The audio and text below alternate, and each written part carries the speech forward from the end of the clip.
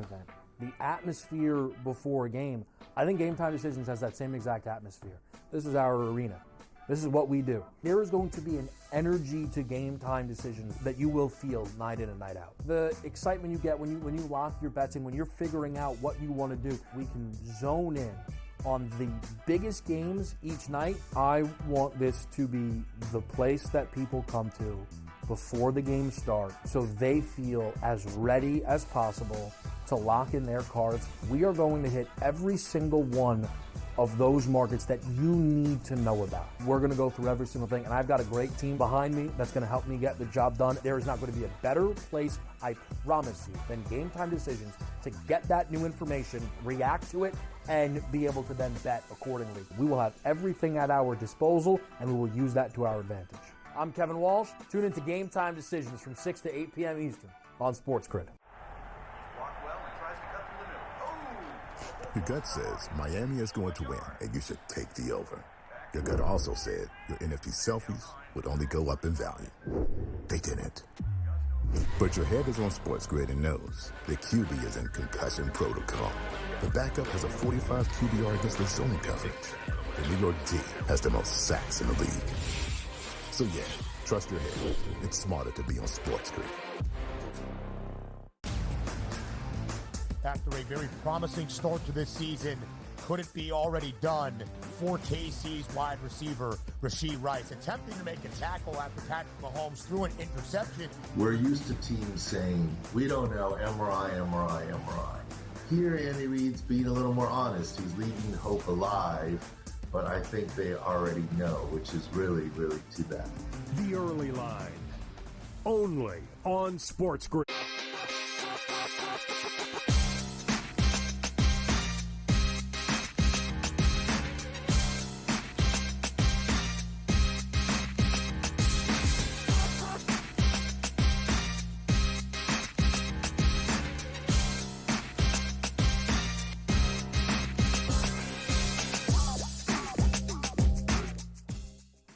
What's up, everyone? Welcome in. This is Game Time Decisions here on SportsGrid. Adam Kaufman with you for the next couple hours. I will not be alone. We have so many SportsGrid regulars that are coming your way between now and 8 o'clock Eastern. James Young, coach, will join us for some NBA and WNBA talk because, of course, the WNBA Finals underway, and that series between the Lynx and the Liberty is now a best of three. We've got some Paul George news in the NBA concerning the Sixers, so we'll get into all of that with Coach coming up in just a little bit. There'll be a good balance of baseball and hockey talk tonight, and a few different people to hit on it.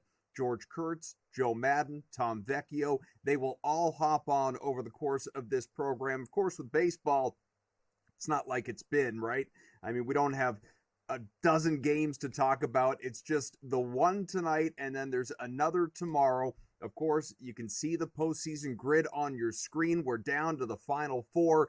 We're into the AL and NL Championship Series in the American League. It is in the Bronx tonight. The Yankees, after taking Game 1 of their set against the Cleveland Guardians last night, they will play Game 2 tonight. The Guardians, nice plus money opportunity, trying to even up that set. Garrett Cole on the mound opposite Tanner Bybee. So we will find out the best way to bet that game. Any player props, of course, a look at the sides, the totals, all of that stuff.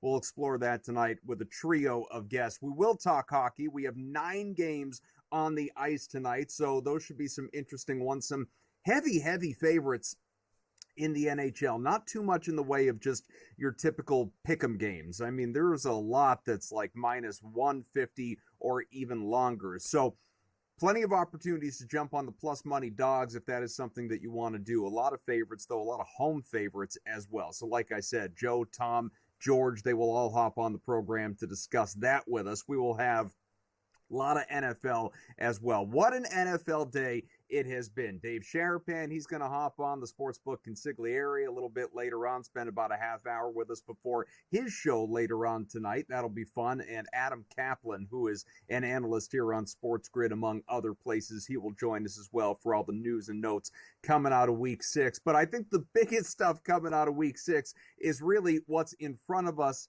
in Week 7. You know, people like to talk about overreaction Monday, right? Well, what is this? Like chaos Tuesday or just teams going haywire Tuesday? Because there is activity across the league. Let's start with the absolute smallest story that really doesn't deserve or warrant anything more than a footnote. I just figure it's a good little introductory piece. The NFL owners have made official what Patriots fans have known for about 20, 25 years, and that is Tom Brady is now an owner of the Raiders. So there's that. And he has all sorts of restrictions as a broadcaster that he is going to deal with. But really what we care about is the off-season movement, or what would be typically off-season movement, in-season movement here, big in-season movement on the field. So it really stems in large part from what happened last night. Monday Night Football, a wild game, a frustrating game if you were on the under, because we saw damn near 40 points in the opening half between the Bills and Jets, and then nothing more than a couple of field goals and a litany of missed kicks in the second half. Winds up being a 43-point final with a 23-20 win for the Bills against the Jets. Third straight loss for the Jets, and the division in the AFC East, it is all sorts of obviously clustered together. You got the Bills at 4-2, the Dolphins sandwiched at number 2 at 2-3, and then the Jets at 2-4. And so the Jets, no surprise. I mean, it's just really, we talk about it in the NBA all the time with LeBron James pulling the strings behind the scenes. Aaron Rodgers is really no better. First, after that London loss, he orchestrates the firing of Robert Saleh. He's gone. Fine. You get a change in the offensive coordinator as well, at least in terms, not in the title, but responsibility, the play calling. Now it's Todd Downing, the quarterback coach, no longer Nathaniel Hackett. Fine. They go out, they still lose. Again, offensive problem. So Rodgers says, well, obviously Garrett Wilson is not going to be enough. I need my old buddy, the disgruntled receiver from Las Vegas, Davante Adams, back here, my old Green Bay running mate. And so the Jets overnight, even though Rodgers claims he had nothing to do with it, he basically found out about it listening to him earlier today on the McAfee show, which, oh, by the way, Davante Adams was present for. Did a nice little, pop into the background on that Zoom call. Shows himself. Those two just been hanging out all day. Flew in overnight. Even before the deal was official, those guys are doing interviews together about how excited they are to play together. So he'll come in. Bummer if you're a fantasy owner for Garrett Wilson, because this is definitely going to impact his target share. And my God, if you happen to be someone that had Allen Lazard in deeper leagues, you're going to feel this one as well. Ty Conklin already took himself a hit last night. Breece Hall may be limited in the receiving game just a bit, because you got to make room to keep Davante happy. And we already saw it to some degree, a pretty heavy degree actually, with Lazard in terms of Rodgers keeping his guys happy and going with his personal safety and security blankets. What do you think is going to happen with Davante Adams? Tell you this, no more 20 target games for Garrett Wilson. Hell, we may not see any more dozen target games for Garrett Wilson, because now it's going to be Davante seeing the ball 10, 12 times a game at least, as Rodgers likes to try and get this ship back on course, because it has just been an absolute disaster. And as we know, he is not getting any younger. Very excited to talk about this with Sharapan later, obviously Kaplan among others. Maybe we'll mix it in with Kurtz or Vecchio, big NFL people, Joe as well. We could sprinkle a story like this on all throughout the show, because it is absolutely fascinating, but also embarrassing that Rodgers can just do whatever he wants and just continues to be, I don't want to say blame-free, because I think plenty of people like me, probably like you out there watching or listening, you feel the same way. But certainly in the Rodgers camp, if you ask Aaron himself, I mean, he's calling out Mike Williams after the game for running the wrong route and all. I mean, the guy is not bearing any responsibility for this absolute Titanic-level disaster that we are seeing in the Meadowlands. But what I do appreciate in the chaos that is the NFL is that the Bills, even after their win, even leading the AFC East right now, even with Josh Allen, who is in the MVP conversation, was pretty firmly anyway to start the year. Maybe it's ticked off just a little bit over the last couple of weeks. They reacted. Shortly after the Davante Adams trade, the Bills go out and announce that they have acquired Amari Cooper from the Cleveland Browns. Now, this is a disaster as well of a situation in Cleveland. They should be moving on from everybody, most especially the man with perhaps the worst contract in NFL history, definitely the worst contract that exists today, Deshaun Watson. What a menace to society, both on and off the field, this dude has been over the course of his tenure in Cleveland. The old Houston Texans Deshaun Watson is nowhere to be found. We haven't seen him in years. The fact that he can't get anything going, still hasn't even passed for 200 yards in a single game in 2024. My God, blow it up, bench him, do whatever it is, and this Cooper trade may just be the beginning, but it's huge, absolutely huge for the Buffalo Bills, because after losing Stephon Diggs, after losing Gabe Davis, finally somehow finding a way to make it happen, though often with his legs, Allen has himself a number one receiver, right? He's got Cooper to come in and shoulder that load, because it shouldn't be Curtis Samuel. It clearly isn't going to be Keon Coleman. Not yet. He's not ready. Khalil Shakir dealing with injuries. There's only so much you can favor Kincaid or Knox as shouldering that type of load. And even James Cook is having, a little bit of injury trouble last night, missing a game for the first time in his young career. They had to go out and do something to keep up with the Joneses, not only of the division, but throughout that conference. So again, really, really interesting stories happening in the NFL right now. You would think we're entitled to a game tonight, right? We had a game last night. Don't have to wait till Thursday for NFL news, because it is trade day, apparently. Not even at the deadline yet. We're not even at Halloween yet. And yet there are freaking faces all over the place. Much more on the way. Coach will join us next.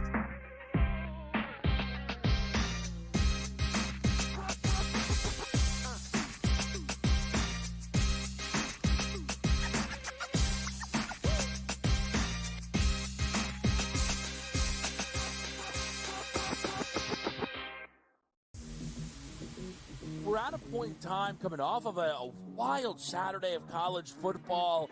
People are consistently peeking over at this board. He actually would not be my number one overall pick, nor would I bet him to be the number one overall pick. I think you got that next wave of NFL players, which is so enticing, which when you see Jaden Daniels come into the NFL and you go, I can get something like that with a guy with just as good an arm. Pro Football Today, only on SportsGrid. Anyone that's been to a sporting event, the atmosphere before a game, I think Game Time Decisions has that same exact atmosphere. This is our arena. This is what we do. There is going to be an energy to Game Time Decisions that you will feel night in and night out. The excitement you get when you lock your bets in, when you're figuring out what you want to do, we can zone in on the biggest games each night. I want this to be the place that people come to before the games start, so they feel as ready as possible to lock in their cards. We are going to hit every single one of those markets that you need to know about. We're going to go through every single thing, and I've got a great team behind me that's going to help me get the job done. There is not going to be a better place, I promise you, than Game Time Decisions to get that new information, react to it, and be able to then bet accordingly. We will have everything at our disposal, and we will use that to our advantage. I'm Kevin Walsh. Tune into Game Time Decisions from 6 to 8 p.m. Eastern on SportsGrid. I think the Washington Commanders are one of the best bets to win it all, or at the very least win the NFC. Their offensive line, I do want to say one thing. It's very average. The coaching is good. They're getting good coaching from Bobby Johnson, their line coach, here from the Giants. But they've kind of overachieved. Let's call it like it is. Gales has taken them up. Look, that division's not very good, and they could very well win it over the Eagles and the Cowboys. They're not a Super Bowl team. Newswire, only on SportsGrid.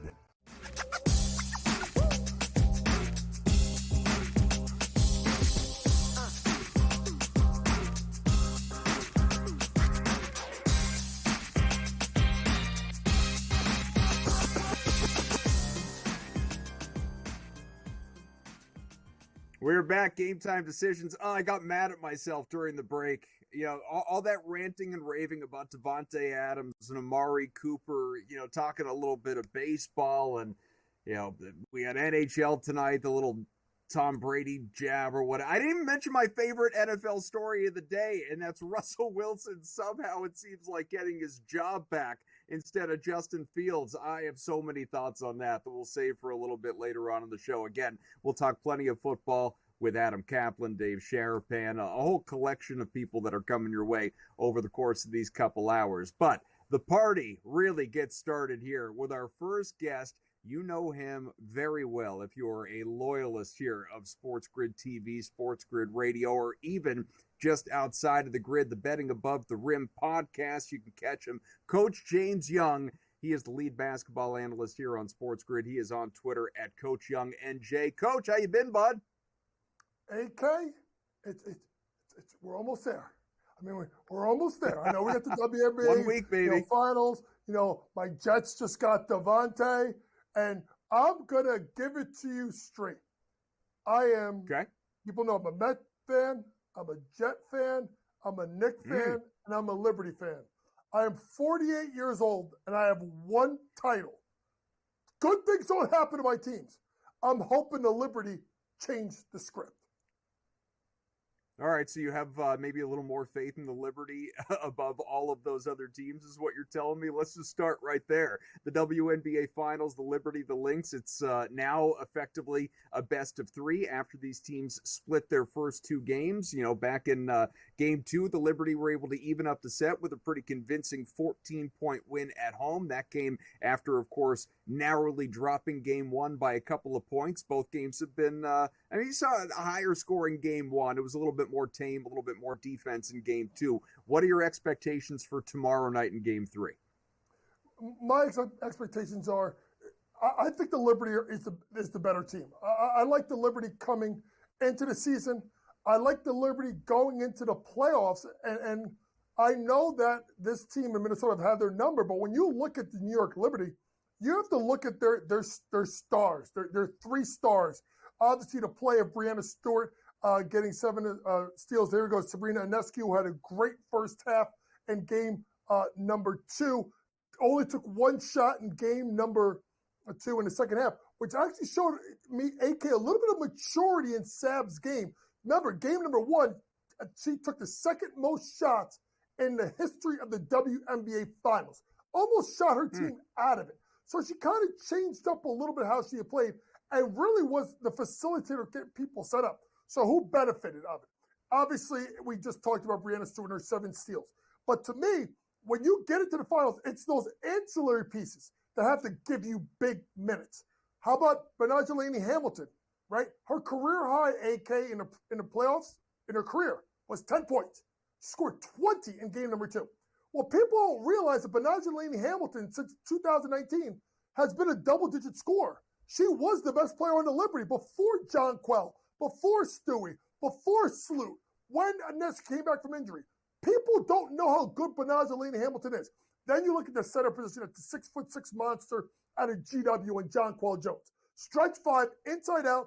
It's her motor and her brain sometimes with her fouls and what holds her back. But the key thing that the Liberty did, and it was so smart, is Leona Feinbich went into the starting lineup. This is a kid that is 24 years old as rookie. But think about this, AK. They go 6 foot, 6'4", 6'5", 6'6". They're huge. And that's been a big thing. When you look at Minnesota, listen, Nafisha Collier has been absolutely fantastic. And we can't say enough about Nafisha Collier, who I think was the second best player in the WNBA this season. Courtney Williams has been pretty good, but it's that player right there. Kayla McBride is who is like the Jekyll and Hyde of this team. 22 points in game number 1. 8 points in game number 2. That's their shooter. You got to think about this. Between McBride, right? Between Williams, between Smith, they got 3 girls that can shoot the ball 40% from 3. They have to shoot the ball well from 3. They're only shooting 37% in the playoffs. The Liberty are the better team. AK, I don't think this goes back to New York. I think the Liberty's been the better team. Remember, they've been winning every game but 3 minutes. 3 minutes of the entire series. The Minnesota Lynx have led. I think the Liberty will find a way. They'll lean on Stewart. I think they win this in 4. Let's talk through some player props, and I do want to talk about the Liberty side. I know you're most passionate about the Liberty side, but you brought up an interesting player on the Lynx side, and that is, of course, McBride. as you said, a shooter, and we look at what she did in game one, and you see the 2 of 6 from 3-point range, and then in game two, it was, or pardon me, it was 4 of 7 in game one, and then 2 of 6 in game two. You can go over 2.5 threes for her at plus money, Coach, which to me feels like such a no-brainer. I know it's not an automatic, it's not free money or whatever, but to get that at plus money when you know the volume is going to be there in terms of opportunity, how do you not place that bet? I think you have to, because I think you have to lean on her to be able to get, because if you think Minnesota's going to compete, she's got to hit threes, right? She's got to be that person that stretches the floor, which then gives someone like Williams, who could drive and hit the three, and Feisha Collier the ability to drive and create havoc, I would say. But to me, you got to look at a couple of players on the other side. Also, look at Bridget Carlton. Now it's over 1.5 made threes at minus 188. So that you can't really touch that, right? Unless you think you're going to make 3+. You got to look at Lainey Hamilton again, and look at Leona Feinberg at 1.5 made threes at minus 138. She didn't shoot the ball a ton. If I am Minnesota, I'm saying her. I need her to beat me. I can't let John Quall get a double-double. I can't let Stewie take over the game. I can't let a nephew go off. I got to make the other players beat me. So that's why you look at Feinberg, you look at Lainey Hamilton, and you look at McBride 3-point props, and maybe the way to attack the game prop-wise. We'll keep talking about this one a little bit, mixing some NBA, obviously. Like I mentioned earlier, Paul George news, the latest on his injury for the Sixers and what that looks like. Like Coach said, he's itching over there. It's right around the corner. NBA opening night, 1 week away.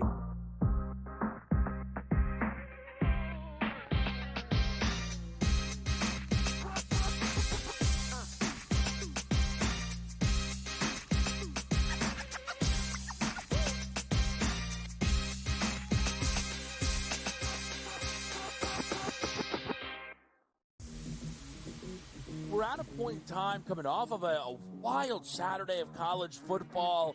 People are consistently peeking over at this board. He actually would not be my number one overall pick, nor would I bet him to be the number one overall pick. I think you got that next wave of NFL players, which is so enticing, which when you see Jaden Daniels come into the NFL and you go, I can get something like that with a guy with just as good an arm. Pro Football Today, only on SportsGrid.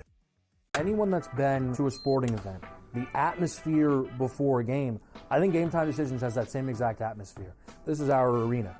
This is what we do. There is going to be an energy to Game Time Decisions that you will feel night in and night out. The excitement you get when you lock your bets in, when you're figuring out what you want to do, we can zone in on the biggest games each night. I want this to be the place that people come to before the game starts so they feel as ready as possible to lock in their cards. We are going to hit every single one of those markets that you need to know about. We're going to go through every single thing, and I've got a great team behind me that's going to help me get the job done. There is not going to be a better place, I promise you, than Game Time Decisions to get that new information, react to it, and be able to then bet accordingly. We will have everything at our disposal, and we will use that to our advantage.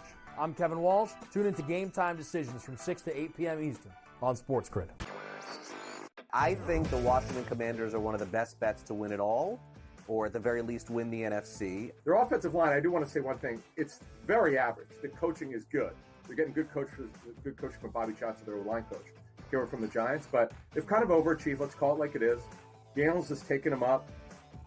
Look, that division's not very good, and they could very well win it over the Eagles, and the Cowboys. They're not a Super Bowl team. Newswire, only on SportsGrid.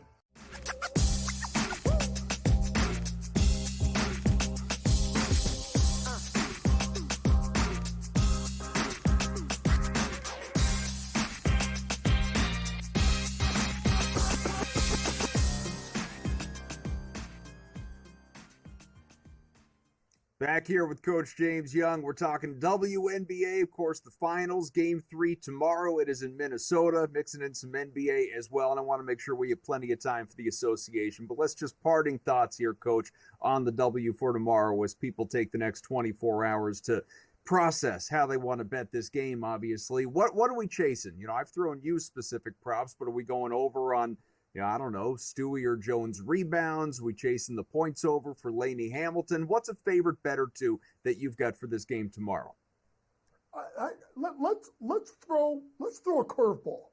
Let's look at series specials, which FanDuel's done a really good job of with the WNBA. I'm going to go with Sabrina Ionescu to make 2+ made threes at minus 135.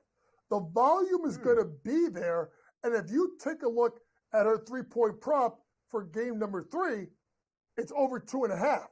So if I think she's going to be close, I like Sabrina Ionescu, who's going to get the volume, 2+ made threes in every game of this series at minus 135. Now, there's a couple other ways you can go with this one here is series leader in rebounds, okay? Jonquel Jones is the leader at plus 125. So if you like Jonquel Jones to lead the series in rebounding, you got to figure what's the magic number? 8 rebounds a game? So if Jonquel can get you 8+ rebounds, how about the series special of Jonquel 8+ rebounds every game at plus 150? So now we're getting ourselves a little bit of value here, and now we don't have to worry about does she have to lead in rebounding. Jonquel Jones 8+ rebounds at plus 150. I think that's something that you should want to take a look at here. And then obviously we talked about the fact of Kayla McBride. You talked about the importance of Kayla McBride. If you like Kayla McBride to go over 2.5 made threes, you think she's going to do it the rest of the series, Kayla McBride, 2+ made threes, plus 195. So now what we're doing is we're dropping the prop a little bit. We're just hoping that they hit it in multiple games. McBride, 2+ made threes, plus 195. Jonquel, 8+ rebounds every game in the series, plus 150. Ionescu, 2+ made threes at minus 135 on FanDuel. Check it out. All right, Coach, as we talked about, 1 week from now, opening night, the NBA, my Celtics, your Knicks, should be a lot of fun. The new-look Knicks and the very similar title-looking Boston Celtics, but a team in the East that is trying to threaten both, as we know, the Philadelphia 76ers. They've got their own formidable game, big three. You got to have trios now in the NBA. It's all the rage. It's been that way for a while. It's Joel Embiid and his injury concerns. It's Tyrese Maxey, and now it is the oft-injured Paul George. Now, he was banged up here in the preseason, and good results, I guess, in the big picture. Bone bruise in his left knee, but no structural damage. He'll be reevaluated in a week, so who knows? Could miss, obviously, the start to the season. Who knows how much time after that. But this is someone that in his final year with the Clippers last year played in 70-plus games for the first time since 2019. This is a guy who has missed a lot of time over the years. His tenure with LA, an absolute disaster. But this is, I mean, he is one of the poster children, Coach, for why I doubt Philadelphia. Why, I look to your Knicks as a threat to Boston and some of these other teams that I will consider. But Philadelphia is just not really on my radar. They got to prove it to me. Well, they also have to bring in a whole slew new of players. If you look at the Knicks, they got new players, but if you look at Bridges, he played with Hart and obviously Brunson at Villanova. And I think Kat's a seamless fit. You get concerned with Philadelphia because not just the injury history of Paul George, but the injury history of Joel Embiid and meshing those guys together. I think the Celtics are a clear team. By the way, I know this sounds crazy. Over under 223.5. I think those may be two of the best offenses in the NBA. So I think that game may be a little bit of a track meet. So I like that. But really quick, 3 season-long plays I want people to take a look at. Number 1, the Spurs team win total over. I know they only won 22 games. I think it's 35.5 or 33.5. They're going to be much better. I think Stephen Castle will have the best pro career out of all of those guys in that rookie draft. Rockets to make the play-in. They just missed it. So now it's need to make 7 to 10. I think they find a way. They're doing a great job. And the layup of the year, Wemby, Defensive Player of the Year, minus 155. I mean, if he plays 35 minutes, we're looking at 25-13-5-5. It's over. Give it to Wemby. I was just happy to cash their team total under during his rookie year, but I might need to think about the over this year.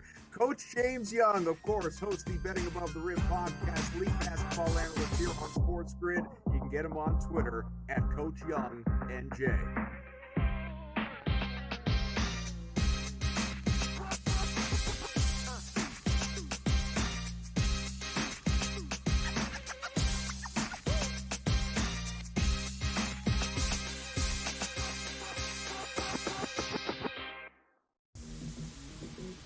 at a point in time coming off of a wild Saturday of college football.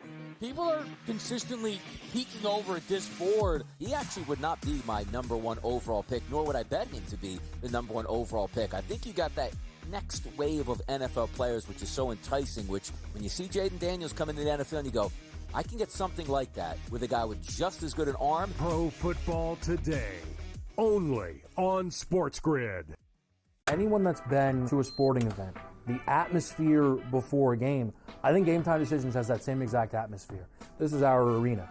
This is what we do. There is going to be an energy to Game Time Decisions that you will feel night in and night out. The excitement you get when you lock your bets in, when you're figuring out what you want to do, we can zone in on the biggest games each night. I want this to be the place that people come to before the games start so they feel as ready as possible to lock in their cards. We are going to hit every single one of those markets that you need to know about. We're going to go through every single thing, and I've got a great team behind me that's going to help me get the job done. There is not going to be a better place, I promise you, than Game Time Decisions to get that new information, react to it, and be able to then bet accordingly. We will have everything at our disposal, and we will use that to our advantage.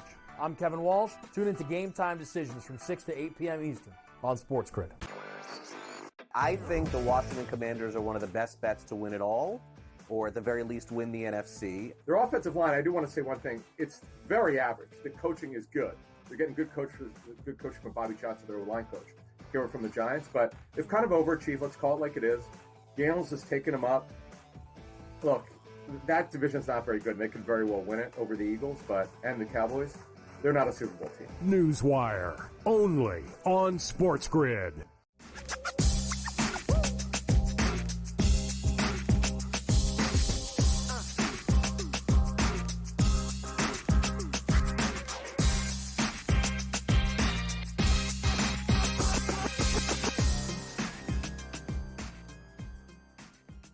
Back here on SportsGrid, thanks for watching. If you are checking us out across the SportsGrid TV network or listening on SportsGrid Radio, Sirius XM Channel 159, we appreciate you. Thanks for hanging out with us. Again, got you until the 8 o'clock Eastern hour, talking through basically all things sports that are happening tonight, or in the case of obviously the WNBA Finals tomorrow. Our thanks again to Coach James Young for joining us for the first part of the show. Let's move over to baseball and hockey talk and start that party, because we got a few different guests that are going to come in and chime in on both of those sports. It begins, ladies first, right, with Joe Madden, one of my partners on Sunday afternoons for In-Game Live Pro Football Game Day. Joe, a host and analyst here on SportsGrid. Get her on Twitter at Joe Madden Sports. Joe, welcome. How are you? I'm doing pretty good today, Adam. I'm excited for the action out there on the diamonds as well as on the ice. I think we're in for a hot night.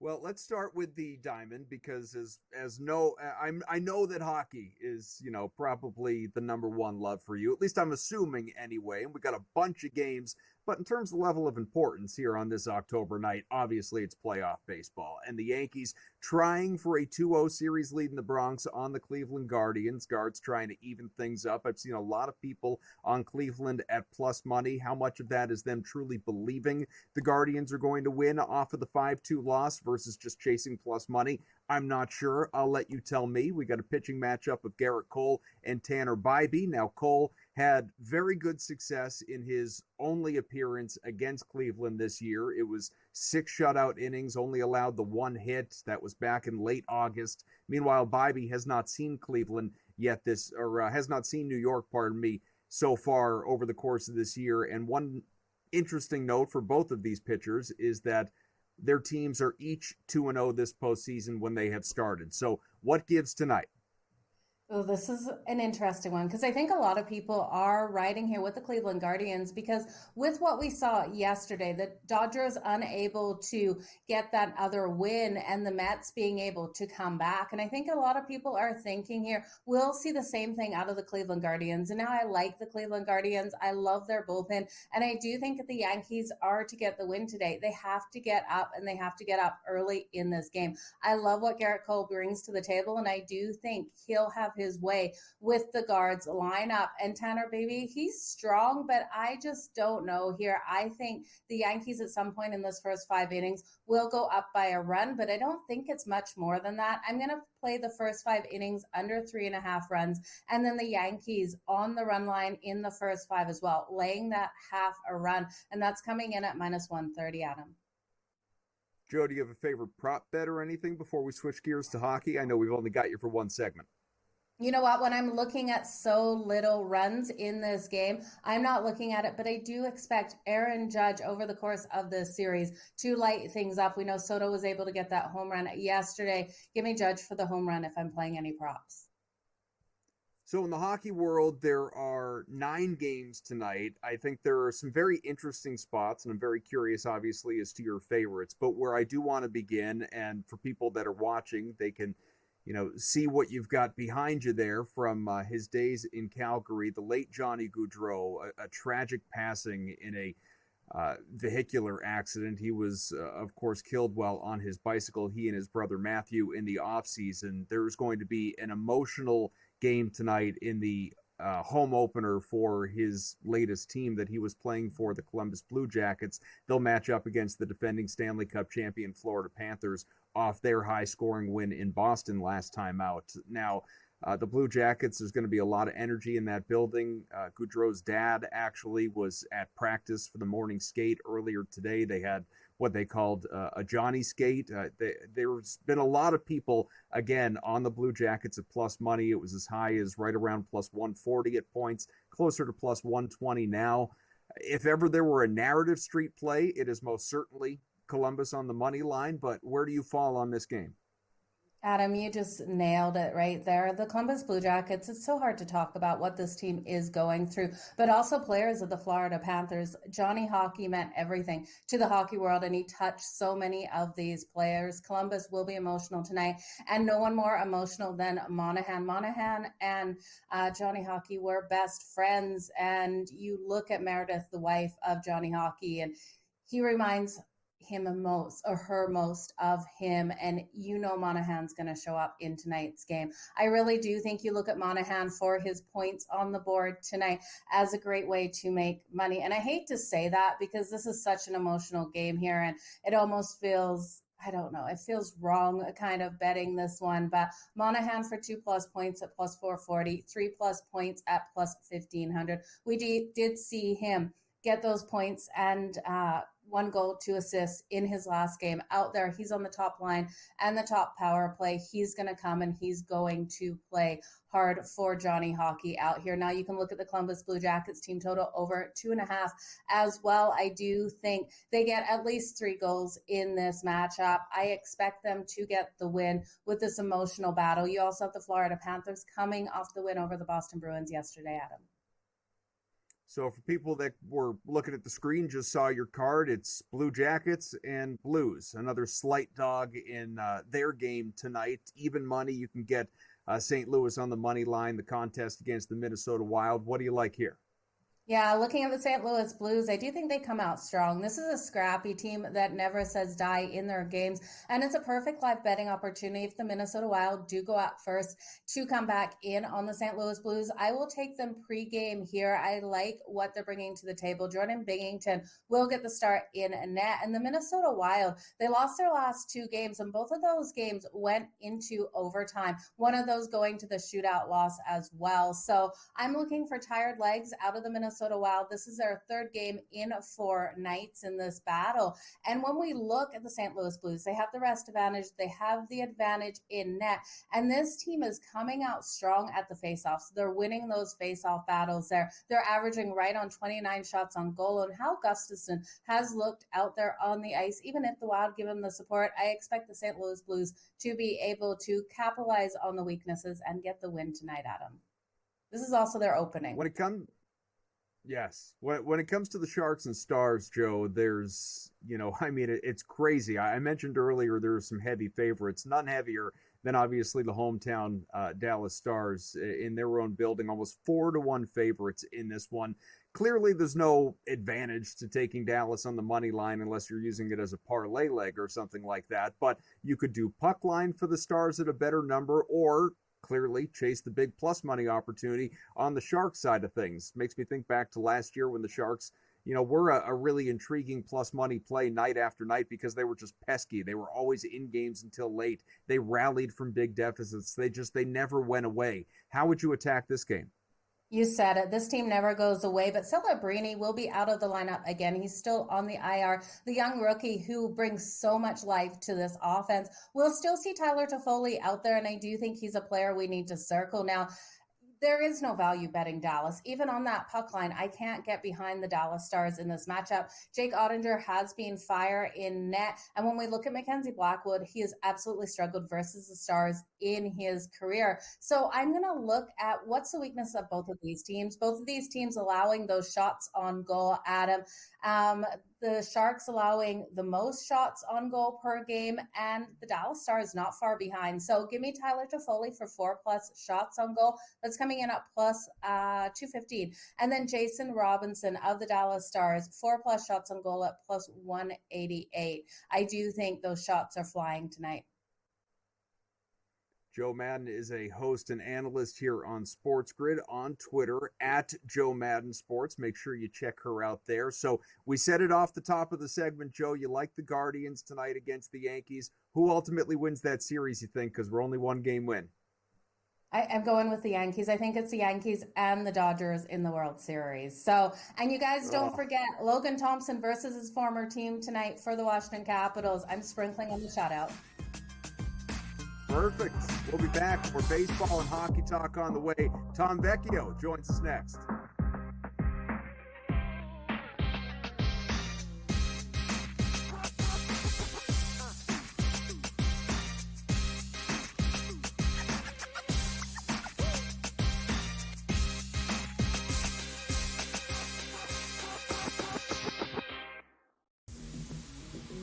We're at a point in time coming off of a wild Saturday of college football. People are consistently peeking over at this board. He actually would not be my number one overall pick, nor would I bet him to be the number one overall pick. I think you got that next wave of NFL players, which is so enticing, which when you see Jaden Daniels come into the NFL and you go, I can get something like that with a guy with just as good an arm. Pro Football Today, only on SportsGrid. Anyone that's been to a sporting event, the atmosphere before a game, I think Game Time Decisions has that same exact atmosphere. This is our arena. This is what we do. There is going to be an energy to Game Time Decisions that you will feel night in and night out. The excitement you get when you lock your bets in, when you're figuring out what you want to do, we can zone in on the biggest games each night. I want this to be the place that people come to before the game starts so they feel as ready as possible to lock in their cards. We are going to hit every single one of those markets that you need to know about. We're going to go through every single thing, and I've got a great team behind me that's going to help me get the job done. There is not going to be a better place, I promise you, than Game Time Decisions to get that new information, react to it, and be able to then bet accordingly. We will have everything at our disposal, and we will use that to our advantage. I'm Kevin Walsh. Tune into Game Time Decisions from 6 to 8 p.m. Eastern on SportsGrid. I think the Washington Commanders are one of the best bets to win it all, or at the very least win the NFC. Their offensive line, I do want to say one thing. It's very average. The coaching is good. They're getting good coaching from Bobby Johnson, their line coach, here from the Giants. But they've kind of overachieved. Let's call it like it is. Daniels has taken them up. Look, that division's not very good, and they could very well win it over the Eagles and the Cowboys. They're not a Super Bowl team. Newswire, only on SportsGrid.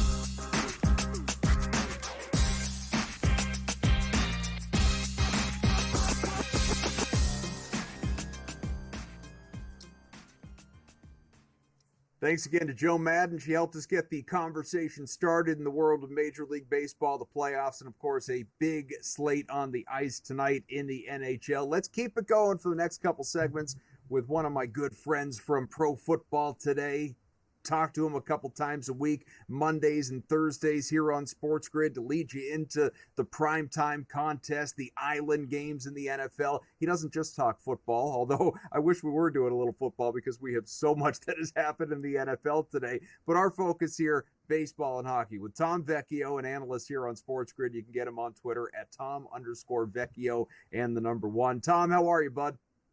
I'm doing good. You know, we're coming off a game last night where, you know, I say we got things directionally right, where we knew it was going to be a big ground game for the Jets, and that's ultimately what we saw. In retrospect, it should have been like a Breece Hall, all his lines, rushing plus receiving, all the way over 100, which we didn't do, but we got a lot of things right, a few things wrong. Crazy day of the NFL, crazy week coming up. We got some MLB tonight, some NHL. I'm ready to roll. All right, so what do we anticipate tonight in the Bronx as the Guardians are obviously trying to even up this ALCS and make it a best of, 5 at this point, I guess. Right. Laying minus 168 in the playoffs or any number around there, I think is just a bit too much, kind of regardless of the pitcher. Unless it was like prime DeGrom or Scherzer, I don't think you can really be going to that type of number. So ultimately, I like Cole under 5.5 strikeouts. It was sitting at minus 135. This is a low season for him in terms of Cole standards when it comes to his strikeout rate. It's only at 25%, a little bit lower, obviously, in the postseason. I will say I do like Josh Naylor for an RBI. I'm sitting up at plus 190. Naylor's kind of had his number over the past few years, and so does J-Ram, but J-Ram's just been struggling at the plate overall in this postseason, especially in the recent series versus the Tigers. So I kind of like a little sprinkle on Naylor, Josh Naylor, that is, not Bo Naylor, at plus 190 for an RBI. Yeah, it's funny you bring him up because I saw some people just in, the different people that I pay attention to in the space and what they're saying about games and, occasionally tail, that type of thing. It wasn't the Josh Naylor shout out. It was actually Bo Naylor, except it was the other way. It was playing his under on hits, runs, RBIs, the HRR, because he has just been dreadful. I mean, the guy has been hitless for X number of at-bats in a row. He can't do anything right. And yet you could still play that at, I don't know, it was right around minus 115, minus 120. It's sort of a, look, there's so much luck involved, obviously, in the sport of baseball, both ways, as to whether a guy, exceeds that number or gets held hitless. But if you're playing the odds and you're looking for something that is a more favorable opportunity, it seems like Bo Naylor doing nothing tonight and just watching paint dry is a good investment. Yeah, I would say so. I would have to double check. So I didn't see their lineup, but I'm assuming he's in the bottom 3 or 4 of their lineup, which also puts him at risk to be pinch hit, which is great if you have that under. Gets up once or twice, and all of a sudden later in the game, they pinch hit for him, and then you're just free and clear. Great point. Absolutely. So you mentioned Cole, obviously, and looking under at his Ks, and he has been kind of inconsistent in that way. Like, I look at him and I think, for one, it's a favorable number because, like you said, it's under 4.5. And I think in his couple of postseason starts so far, we've only seen 4 strikeouts in each game so far. But even earlier, the one time that he saw the Guardians this year, going back a month and a half, I guess, almost 2 months, he had 2 strikeouts. He pitched great, but he only had 2 strikeouts and 5 walks. So he just had trouble fanning guys in that lineup. So what about the other side? Anything with Bybee that you would do? I don't.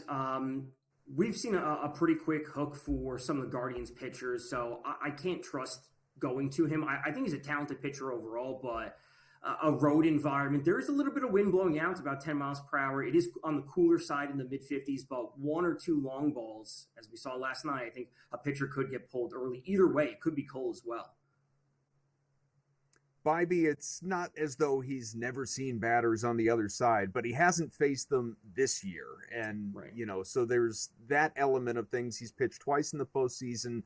Guardians have won both those games, but he hasn't had a long leash. He hasn't been out there much. Just 8 2/3 total innings, 2 runs allowed, 9 strikeouts, 3 walks. He's largely been in control. Again, his team has won both of those outings. So all good, obviously. I mean, long gone are the days, I guess, of long, impressive, complete game level quality starts, whatever they may be, but that's okay. Eat some innings to whatever degree you can, and then get the bullpen involved. That being said, the fact that he is at least, the two sides equally unfamiliar with one another here in 2024, who's the advantage for in that case? I think it has to be Cole, just based on pedigree. And like you said, he didn't rack up a ton of strikeouts the one time they faced him. The Guardians are a disciplined team at the plate. They've kind of been that way over the past few years. You'll always see them at like 19 or 20% striker rate versus righties generally, and that's awesome, super disciplined. The knock for them is that they've never had a ton of power. They've always just kind of like been a hit and run team, single, double, single, a walk, because they're not wasting opportunities at the plate. So I would give the edge to Cole in terms of the pitching matchup, but I do still like it for the Guardians. I think they can put up some runs tonight. So that in mind, if we're, we saw the Yankees clear the run line with ease yesterday. It was a 5-2 win. In this particular contest, there's not a lot of value. It's not a terrible number, but not a lot of people want to lay minus 175 on the money line. They'd prefer to use it as a parlay piece or whatever it may be. Would you go right back to the run line there for the Yankees if you have that kind of conviction they're going to win? No, I can't do the run line, especially in the playoff games that we've seen, especially against the Royals. Later innings, where we're coming down to one or two hits that change the game, which is a 1 or 2 run difference. You would be sweating it out to the very end. That's just not something, as a Yankees fan, I want to be comfortable with at all. Well, and the fact that they're the home team, obviously, so you're losing at bat right there. We'll do some hockey in the next segment. Last moments of this segment, any early thoughts on the NLCS and their next game tomorrow?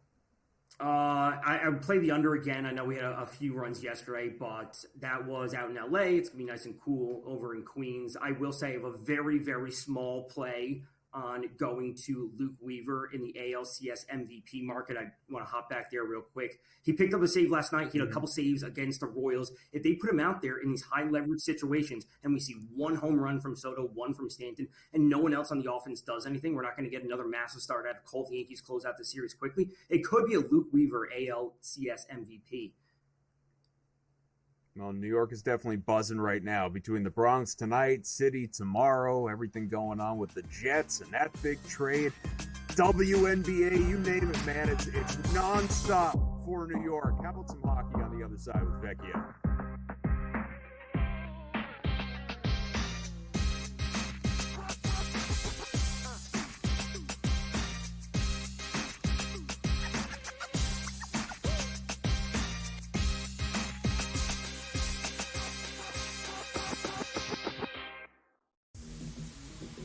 We're at a point in time coming off of a wild Saturday of college football. People are consistently peeking over at this board. He actually would not be my number 1 overall pick, nor would I bet him to be the number 1 overall pick. I think you got that next wave of NFL players, which is so enticing, which when you see Jaden Daniels come into the NFL and you go, I can get something like that with a guy with just as good an arm. Pro Football Today, only on SportsGrid. Anyone that's been to a sporting event, the atmosphere before a game, I think Game Time Decisions has that same exact atmosphere. This is our arena.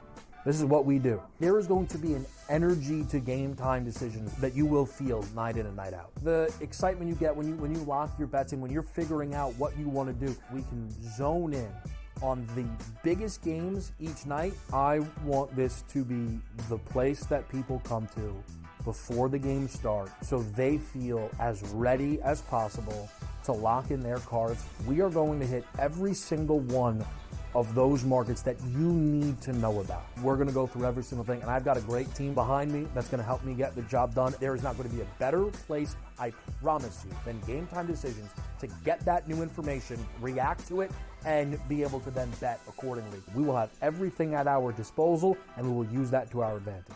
I'm Kevin Walsh. Tune into Game Time Decisions from 6 to 8 p.m. Eastern on SportsGrid. I think the Washington Commanders are one of the best bets to win it all, or at the very least win the NFC. Their offensive line, I do want to say one thing. It's very average. The coaching is good. They're getting good coaching from Bobby Johnson, their line coach, here from the Giants. But they've kind of overachieved. Let's call it like it is. Gales has taken them up. Look, that division's not very good, and they could very well win it over the Eagles and the Cowboys. They're not a Super Bowl team. Newswire, only on SportsGrid.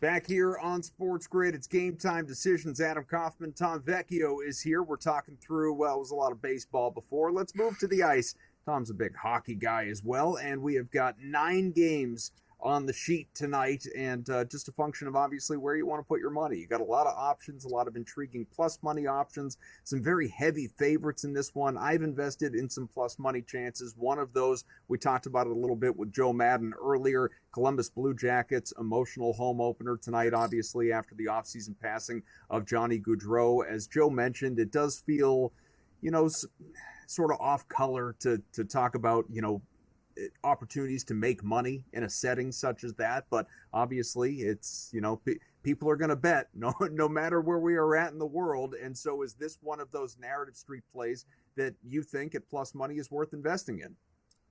On the Blue Jackets money line, I have no problem going there. It's a really tough game. That's what it comes down to, because we're working with a lot of different things. The emotional factor, Columbus is just not a good team, and it sucks to say, but that's the reality. Florida is a far superior team, but they are without.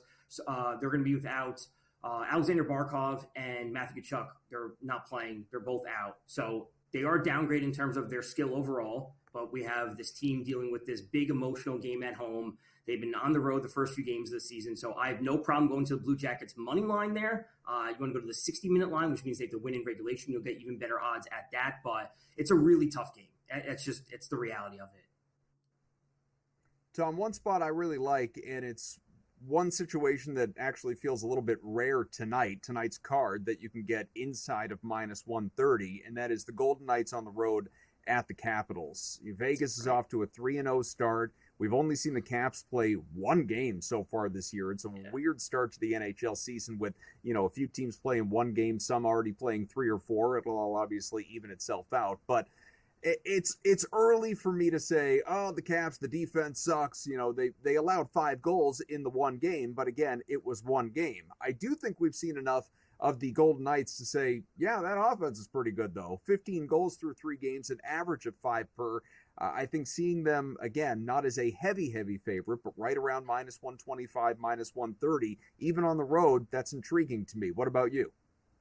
I actually don't like Vegas tonight. I think Vegas is awesome. I'm going to be on Vegas long-term this year, but I actually don't like betting on good teams when they're on winning streaks. I actually prefer betting on good teams when they're on losing streaks, because we are dealing with, hockey's a kind of a wacky sport like baseball. Weird stuff happens, and one puck bounce can change the outcome of an entire game.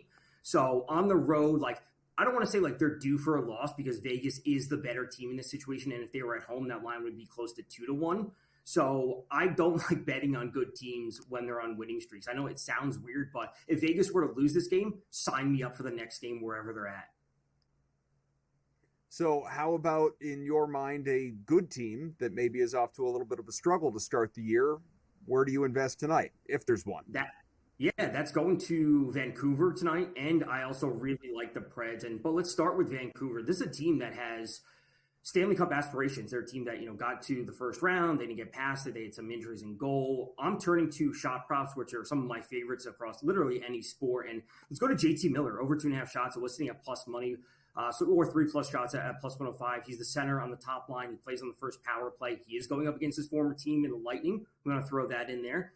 Tampa's only played one game. They were going up against the Canes. They allowed 65.5 total shot attempts against per 60 minutes in 5v5 situations. That's bad. Now, Vancouver off to this 0-2 start. They lost both games in overtime or shootout. They had leads in both games, and they blew those leads. This is a team that needs to rebound very, very clearly, and it needs to come from their best players. So top-line center needs to get it done. They need to put some pressure on offense for 3+ shots at plus 105. Do you have a favorite dog on the board tonight? Favorite dog on the board tonight? Not off the top of my head. I would have to double check the lines. I think there's value in going to the Blackhawks. I think that's fine at plus 122. The Flames have been running hot, no pun intended. They're coming off a big emotional win. They just beat the Oilers in the Battle of Alberta over the weekend. I think the Blackhawks are going to be better this year than they were last year. So I don't mind a little sprinkle there as well. Yeah, I think there are definitely some intriguing spots. Another favorite that I do like is, and this is a heavy favorite, you may want to even consider the puck line here, Carolina. Obviously, Hurricanes are in a favorable spot, but it's hard to want to lay that kind of number at borderline minus 160, 165. When there obviously are some other spots that are worth attacking maybe beforehand. Tom Vecchio, he's on Twitter at Tom_Vecchio and the number 1. Tom, thanks for hopping on, bud.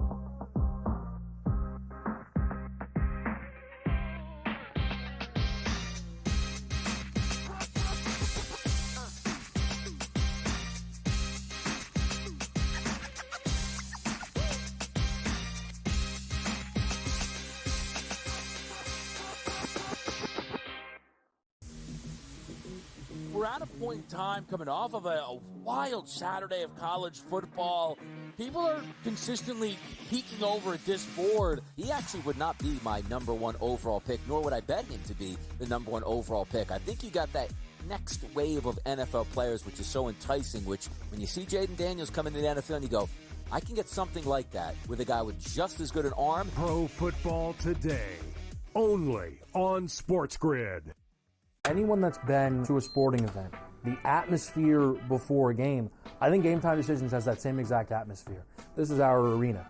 This is what we do. There is going to be an energy to Game Time Decisions that you will feel night in and night out. The excitement you get when you lock your bets in, when you're figuring out what you want to do, we can zone in on the biggest games each night. I want this to be the place that people come to before the game starts so they feel as ready as possible to lock in their cards. We are going to hit every single one of those markets that you need to know about. We're going to go through every single thing, and I've got a great team behind me that's going to help me get the job done. There is not going to be a better place, I promise you, than Game Time Decisions to get that new information, react to it, and be able to then bet accordingly. We will have everything at our disposal, and we will use that to our advantage. I'm Kevin Walsh. Tune into Game Time Decisions from 6 to 8 p.m. Eastern on SportsGrid.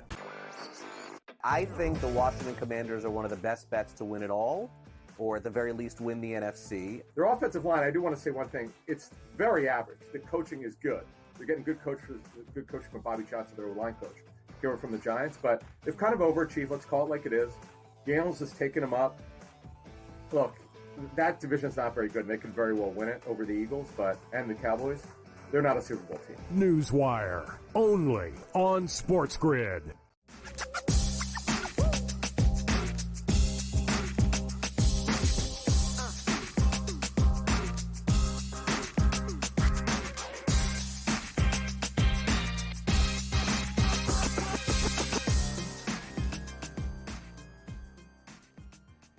Boy, somehow already hour number 2 of Game Time Decisions here on SportsGrid. We have had just a great collection. Coach James Young, Joe Madden, Tom Vecchio already joining us. And now we get into the back half of the program where we're going to talk a lot of football ahead with Adam Kaplan and Dave Sharapan, and maybe, just maybe, a little bit with this next guest as we mix in some baseball and some hockey as well. George Kurtz, he is truly, if there were a jack of all trades across SportsGrid programming, it is George Kurtz. You can get him on Twitter at that very same name. Kurtzy, how you been, bud?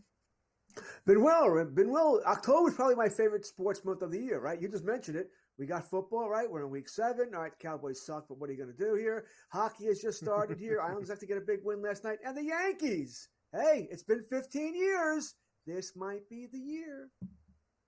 Let's start with your Yankees and see if in fact it could be their year. Now, they got a ways to go, even though in baseball, unlike the NHL, we see celebrations after every round that would make you think they've won the championship. Kike Hernandez, I think, still hasn't put his shirt on after celebrating the Dodgers' comeback against the Padres. But tell me, my friend, are your Yanks going to take a 2-0 series lead in the Bronx against the Guardians tonight? The Yankees, they don't make it easy, do they? All right. I'll be the first person to tell you. I think if they were playing a better team or not playing the American League Central, their record against the Central now is something like 30-8 this year. And I'm not kidding. That's about what it is. 30 wins, 8 losses here. It's a division they own here, but they haven't played great ball. What they got? 4 hits at runners scoring position in the entire postseason so far. 0-6 last night. So they're not playing great. They are pitching well, and I think that translates tonight. I think Cole will pitch well again tonight. It is cool here in New York. Right, it is not. Listen, I know you know all about cool. You're more north than I am here. So the ball is not going to fly out of the ballpark tonight. I don't expect there to be a lot of runs. I'm on the Yankees. I think Cole pitches well, and I'll be on the under as well. So how do you find the process of handicapping totals in particular in this postseason? Because, as we get further along, obviously the numbers, they become that much more efficient. I feel like the books are just, nailing it. It feels like day after day. We got 7 runs in the contest yesterday between these two teams. We're looking at that exact same total here again tonight. I know you said you're on the under based upon the pitching matchup, but how do we attack it? Or is it just better to kind of stay away in some of those spots? Well, I don't think you can take the over here. I think if you don't want to play the under, that's fine. Don't. But I said if you're going to take the over, I might ask you why. Well, what are you basing that on? You know what I'm saying? Yeah, the Guardians have not hit, right? Pretty much all postseason. Yeah, they beat up the Tigers in one game here. We know the Yankees haven't hit. All right, that game you said they scored 7 runs yesterday. It took a slew of wild pitches by the Cleveland pitching staff for the Yankees to get that high. Right? They scored 2 runs on wild pitches, 2 on solo home runs here.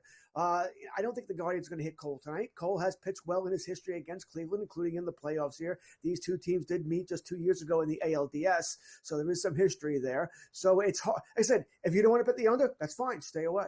Now, I bet this under last night when it was 7.5, so it did go down, which we knew it was. Gabe and I talked about it last night, that it would go down, and it has here. And like I said, I don't see how you're betting Cleveland either. I have to think that part of the reasons why those pitchers had trouble, and we saw this with Kansas City in the ALDS as well in Game 1, when they were walking people with the bases loaded. Cleveland's throwing wild pitches. You are playing in Yankee Stadium.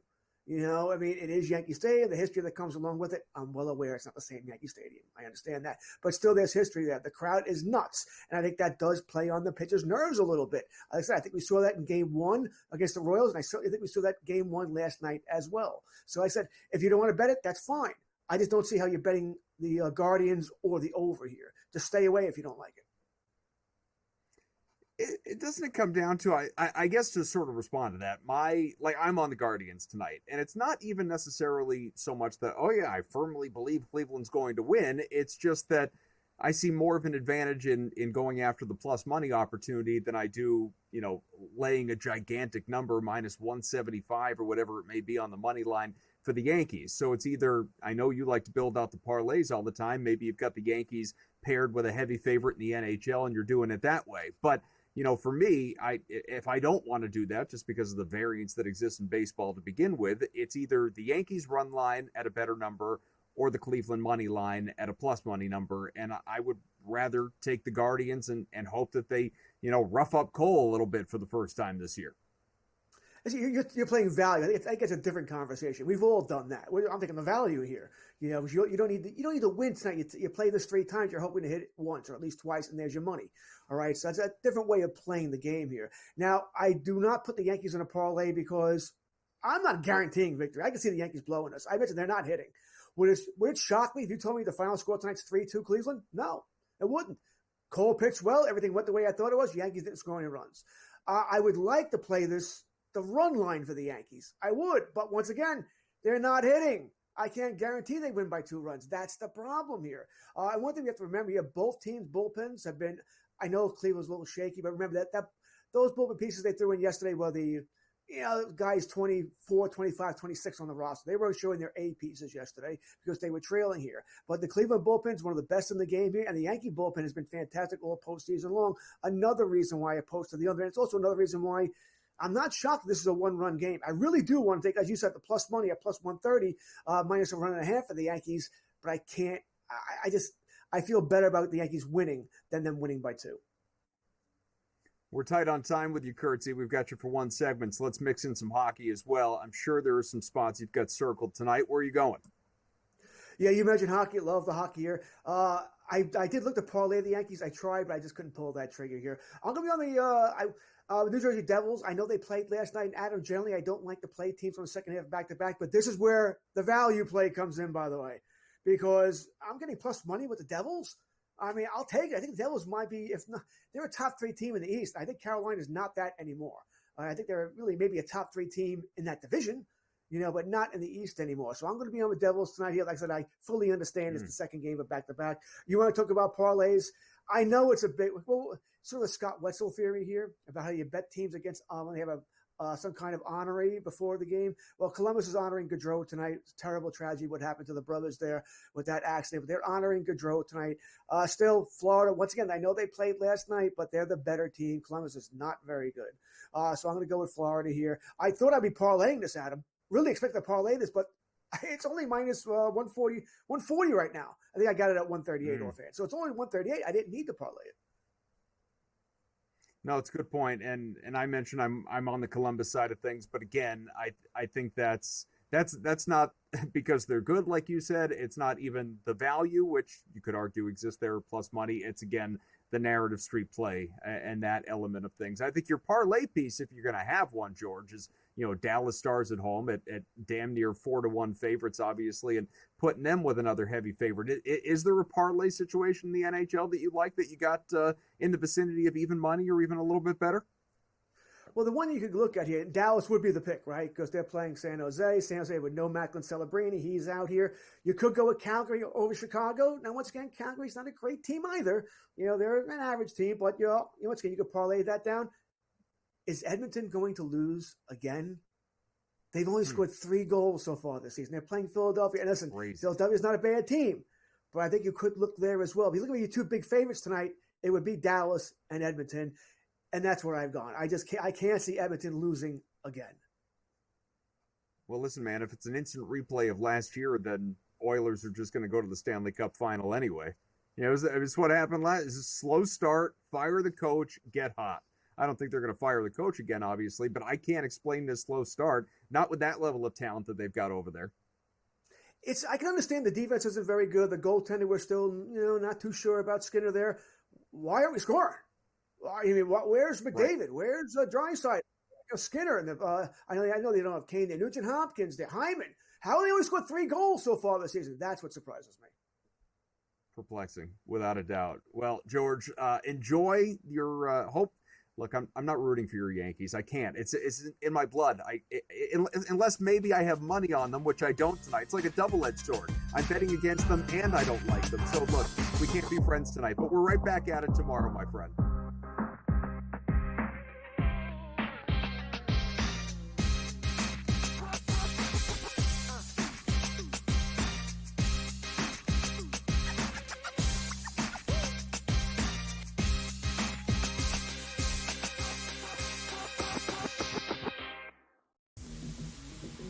We're at a point in time coming off of a wild Saturday of college football.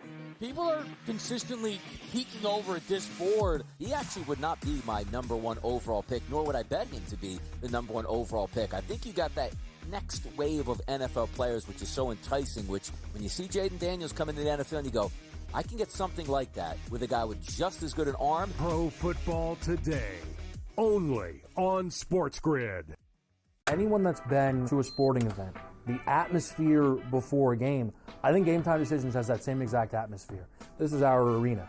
This is what we do. There is going to be an energy to GameTime Decisions that you will feel night in and night out. The excitement you get when you lock your bets in, when you're figuring out what you want to do, we can zone in on the biggest games each night. I want this to be the place that people come to before the game starts so they feel as ready as possible to lock in their cards. We are going to hit every single one of those markets that you need to know about. We're going to go through every single thing, and I've got a great team behind me that's going to help me get the job done. There is not going to be a better place, I promise you, than GameTime Decisions to get that new information, react to it, and be able to then bet accordingly. We will have everything at our disposal, and we will use that to our advantage.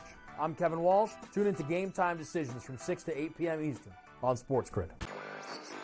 I think the Washington Commanders are one of the best bets to win it all, or at the very least win the NFC. Their offensive line, I do want to say one thing. It's very average. The coaching is good. They're getting good coaching from Bobby Johnson, their line coach, here from the Giants. But they've kind of overachieved. Let's call it like it is. The Angels has taken them up. Look, that division's not very good, and they can very well win it over the Eagles, and the Cowboys. They're not a Super Bowl team. Newswire, only on SportsGrid.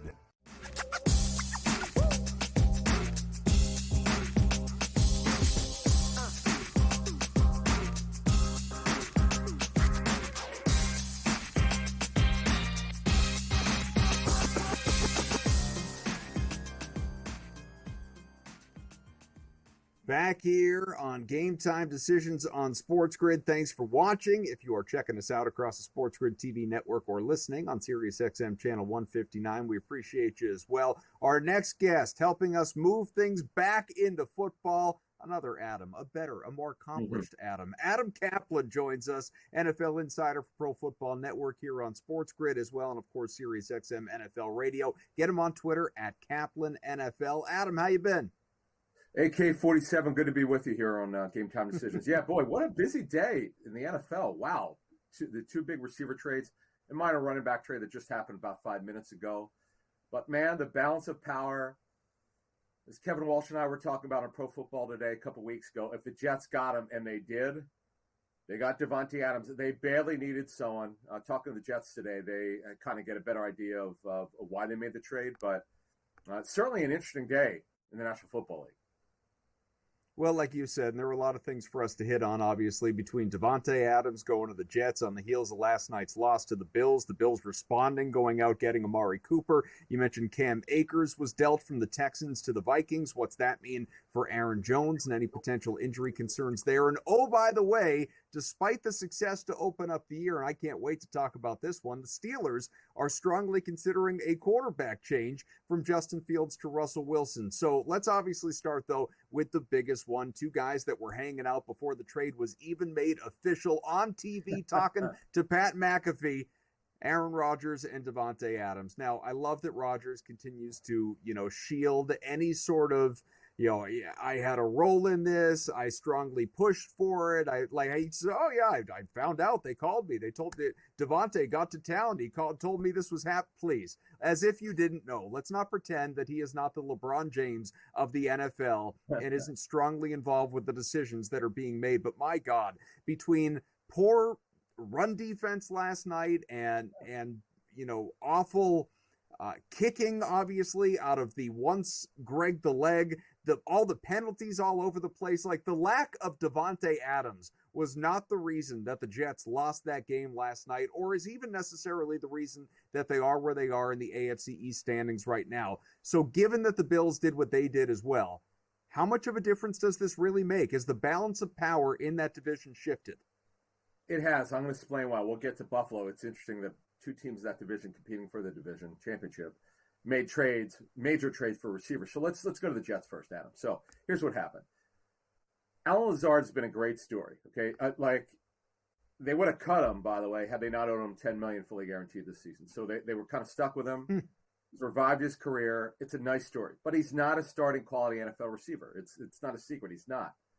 You'd rather him be a backup. He'll be the backup ex-receiver to Davante Adams. They both play together, as we know, with Green Bay. It's kind of weird, with Aaron Rodgers, as some people in the league call him the shadow GM, by the way. I like that nickname for Aaron. But the bottom line is they've upgraded significantly. He tilts coverage. You have to worry about him. You got Garrett Wilson as the Z receiver. He's the move receiver. This works perfectly. It makes their pass target group deeper. Breece Hall kind of rebounded. He's had a slow start, but he had a good game last night. Now, I agree with you. Other than the red zone offense, I think they were 1 for 4. They moved the ball really well. Now, you don't like that. They only scored the 3 points in the second half. But the red zone offense now improves greatly with Adams. They're going to be a better football team. But you made a great point. Their run defense took a powder last night. Clearly not good enough.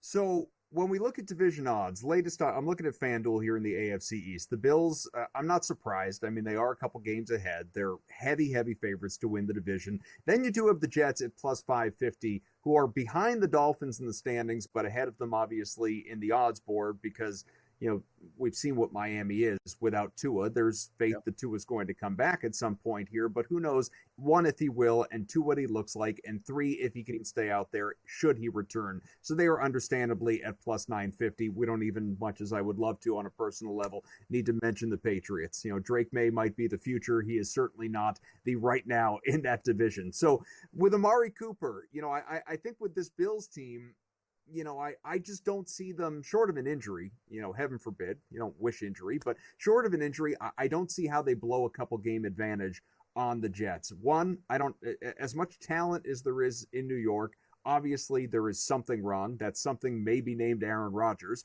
but there is something wrong there with just the culture that exists around that team. Maybe Adam even goes back to, Rodgers going to see the pyramids in the offseason instead of working with his teammates.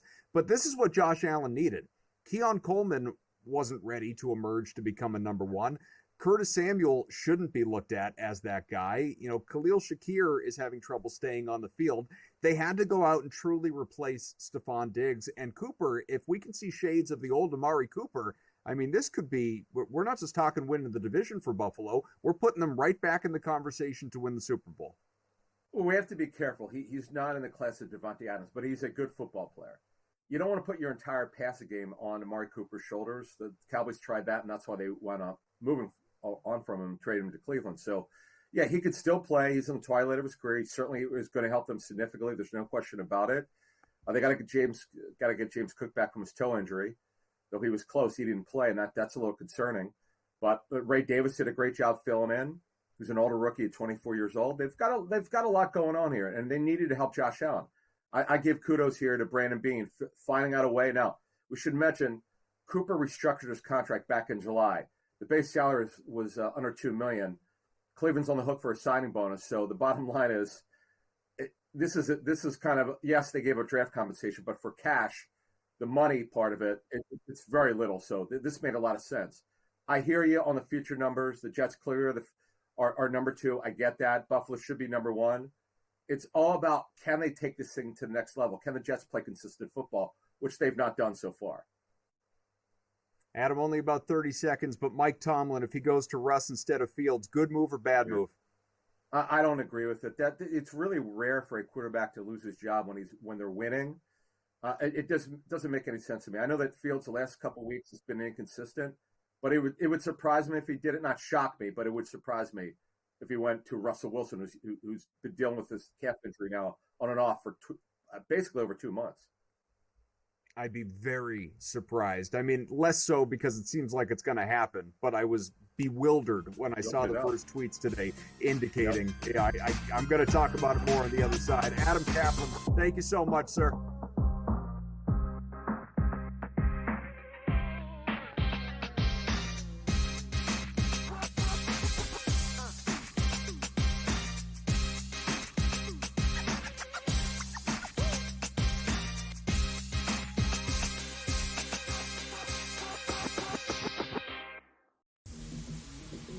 We're at a point in time coming off of a wild Saturday of college football. People are consistently peeking over at this board. He actually would not be my number one overall pick, nor would I bet him to be the number one overall pick. I think you got that next wave of NFL players, which is so enticing, which when you see Jaden Daniels come into the NFL and you go, I can get something like that with a guy with just as good an arm. Pro Football Today, only on SportsGrid. Anyone that's been to a sporting event, the atmosphere before a game, I think Game Time Decisions has that same exact atmosphere. This is our arena. This is what we do. There is going to be an energy to Game Time Decisions that you will feel night in and night out. The excitement you get when you lock your bets in, when you're figuring out what you want to do, we can zone in on the biggest games each night. I want this to be the place that people come to before the game starts so they feel as ready as possible to lock in their cards. We are going to hit every single one of those markets that you need to know about. We're going to go through every single thing, and I've got a great team behind me that's going to help me get the job done. There is not going to be a better place, I promise you, than Game Time Decisions to get that new information, react to it, and be able to then bet accordingly. We will have everything at our disposal, and we will use that to our advantage. I'm Kevin Walsh. Tune into Game Time Decisions from 6 to 8 p.m. Eastern on SportsGrid. I think the Washington Commanders are one of the best bets to win it all, or at the very least win the NFC. Their offensive line, I do want to say one thing. It's very average. The coaching is good. They're getting good coaching from Bobby Johnson, their line coach.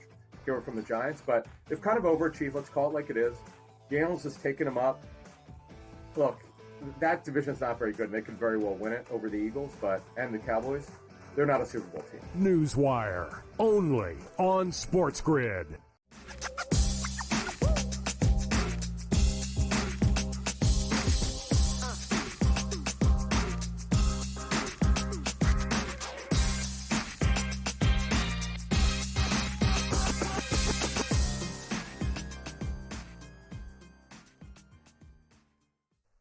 Great stuff out of Adam Kaplan talking NFL. We didn't really have an opportunity at the end of that segment to delve into the Pittsburgh mess, and that, I think, is the right word for it. If, in fact, this change at quarterback, which is rumored, which is being, quote, considered, does happen. You can see the tweet on your screen from Tom Pelissero about Russell Wilson getting first-team reps in practice this week, that he could make his season debut, start Sunday night against the Jets, which is just crazy that, back-to-back weeks, Mike Tomlin joked about this earlier. He's going to have to prepare for Davante Adams. It was first for the Raiders, who they blew doors off of. Adams was not on the field, hasn't been in a couple of weeks because of the, quote, injury. He just didn't want to be there anymore. And now he's certainly going to be out there for the Jets this time around, just miraculously healthy, Davante Adams, now that he gets a change of scenery and a team that's hoping to be in the playoffs and, playing with his old buddy Aaron Rodgers. But the fact that we are going to see, again, off an almost 20-point win in Vegas, the Steelers, thinking about going to a 35-year-old Russell Wilson. I've talked about this here on the network, that if there was one head coach in the NFL who I don't view as, loyal to a number one's contract, if you will, or a guy who was supposed to be the number one coming into the season, and Russell Wilson, then he gets hurt and he's not ready. And so Justin Fields, you can have the job until Russ is healthy, and then it's his again because that's just the way it was supposed to be. No, Tomlin is, I want to win. I want to prove the doubters wrong. I want to continue to, exceed my over and have no losing seasons and all of this stuff. Like, Tomlin is on a mission, man. He's won Super Bowls. He knows what it's all about. When you are winning, and they are winning, they're 4-2. They're tied for first in that division with the Baltimore Ravens. And you can certainly sit here and say, well, how much of that is because of Justin Fields versus the defense? I will grant you that. That's fine. But here is what you need to consider while lauding the defense and examining whether or not Fields, who again has been a winner, has won almost 70% of his starts here in his young career for Pittsburgh, whether or not a change should be made for Russell Wilson, who I think, by the way, is just, I've been saying this since even the rumors of him going to Pittsburgh, let alone when a deal became official. I think it's a bad move for Pitt. I think it's a bad move for Wilson. I think it's not the right culture fit. It's such a blue-collar city. He is not a blue-collar dude. It's just all the let's ride crap and Mr. Unlimited crap. It's not going to fit at all. And the results are going to bear it out, provided he actually gets this opportunity. But if you want to have any doubts as to Justin Fields' role in this success so far for this year, is he putting up Jaden Daniels numbers or something like that? Of course he's not. But I'll tell you what, we rifle off some of the numbers so far. They've been pretty damn good, all things considered. Now, Fields at this point, 5 passing touchdowns, 5 rushing touchdowns, 1 interception, the 1 lost fumble. He has completed a career-high 66% and change of his pass attempts. He ranks 4th among NFL QBs in rushing yards. He has generally been solid and mistake-free and has stayed out of trouble. That wasn't always the case there in Chicago. It's part of the reason why he is gone. But so far, again, month and a half in, no issues, no concerns, no qualms, no problems in Pittsburgh. And you, Mike Tomlin, are going to make a change. I can't wait until Sharapan comes on because he's a Pitt guy. He's probably going to show up wearing a Steelers jersey or a Steelers hat or something. He is Mr. Pittsburgh. It's the sportsbook consigliere going to back up this asinine decision to where we might have Russell Wilson taking off the headset, putting down the clipboard, putting on a helmet, and rushing out in the field and replacing a dude who has done his job and done it well enough to the point where you are tied for first in the division with a far superior Ravens team? You can't possibly get better than you've been with Russell Wilson. You can only get worse. You want to tell me that down the line you'll consider making a change because Wilson, ultimately needs the opportunity because Fields is stinking up the joint. He's turned the ball over like crazy and you're running into issues and you're not scoring and maybe the defense is having its hiccups, then fine. You could kind of justify that at that point. But right now, where there is absolutely no reason whatsoever to rock the boat and even potentially cause some sort of a rift or divide in your locker room, this is the time that you're going to do that. Like, Fields has backing in that locker room. I guarantee it. Why? Because they're winning, and that's all players care about. Players don't care about the future. Players don't care about the past. They care about the here and now and whether or not we are winning games. And so far, they have been. They are positioned to be maybe even the division winner, but definitely in a wild card spot as a playoff team. And Russell Wilson could absolutely sabotage that. We'll be back.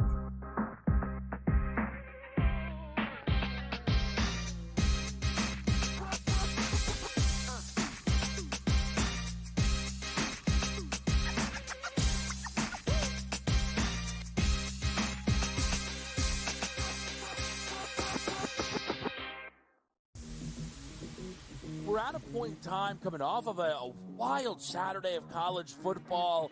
People are consistently peeking over at this board. He actually would not be my number one overall pick, nor would I bet him to be the number one overall pick. I think you got that next wave of NFL players, which is so enticing, which when you see Jaden Daniels come into the NFL and you go, I can get something like that with a guy with just as good an arm. Pro Football Today, only on SportsGrid. Anyone that's been to a sporting event, the atmosphere before a game, I think Game Time Decisions has that same exact atmosphere. This is our arena. This is what we do. There is going to be an energy to Game Time Decisions that you will feel night in and night out. The excitement you get when you lock your bets in, when you're figuring out what you want to do, we can zone in on the biggest games each night. I want this to be the place that people come to before the game starts so they feel as ready as possible to lock in their cards. We are going to hit every single one of those markets that you need to know about. We're going to go through every single thing, and I've got a great team behind me that's going to help me get the job done. There is not going to be a better place, I promise you, than Game Time Decisions to get that new information, react to it, and be able to then bet accordingly. We will have everything at our disposal, and we will use that to our advantage. I'm Kevin Walsh. Tune into Game Time Decisions from 6 to 8 p.m. Eastern on SportsGrid. I think the Washington Commanders are one of the best bets to win it all, or at the very least win the NFC. Their offensive line, I do want to say one thing. It's very average. The coaching is good. They're getting good coaching from Bobby Johnson, their line coach, here from the Giants. But they've kind of overachieved. Let's call it like it is. Daniels has taken them up. Look, that division's not very good, and they could very well win it over the Eagles and the Cowboys. They're not a Super Bowl team. Newswire, only on SportsGrid.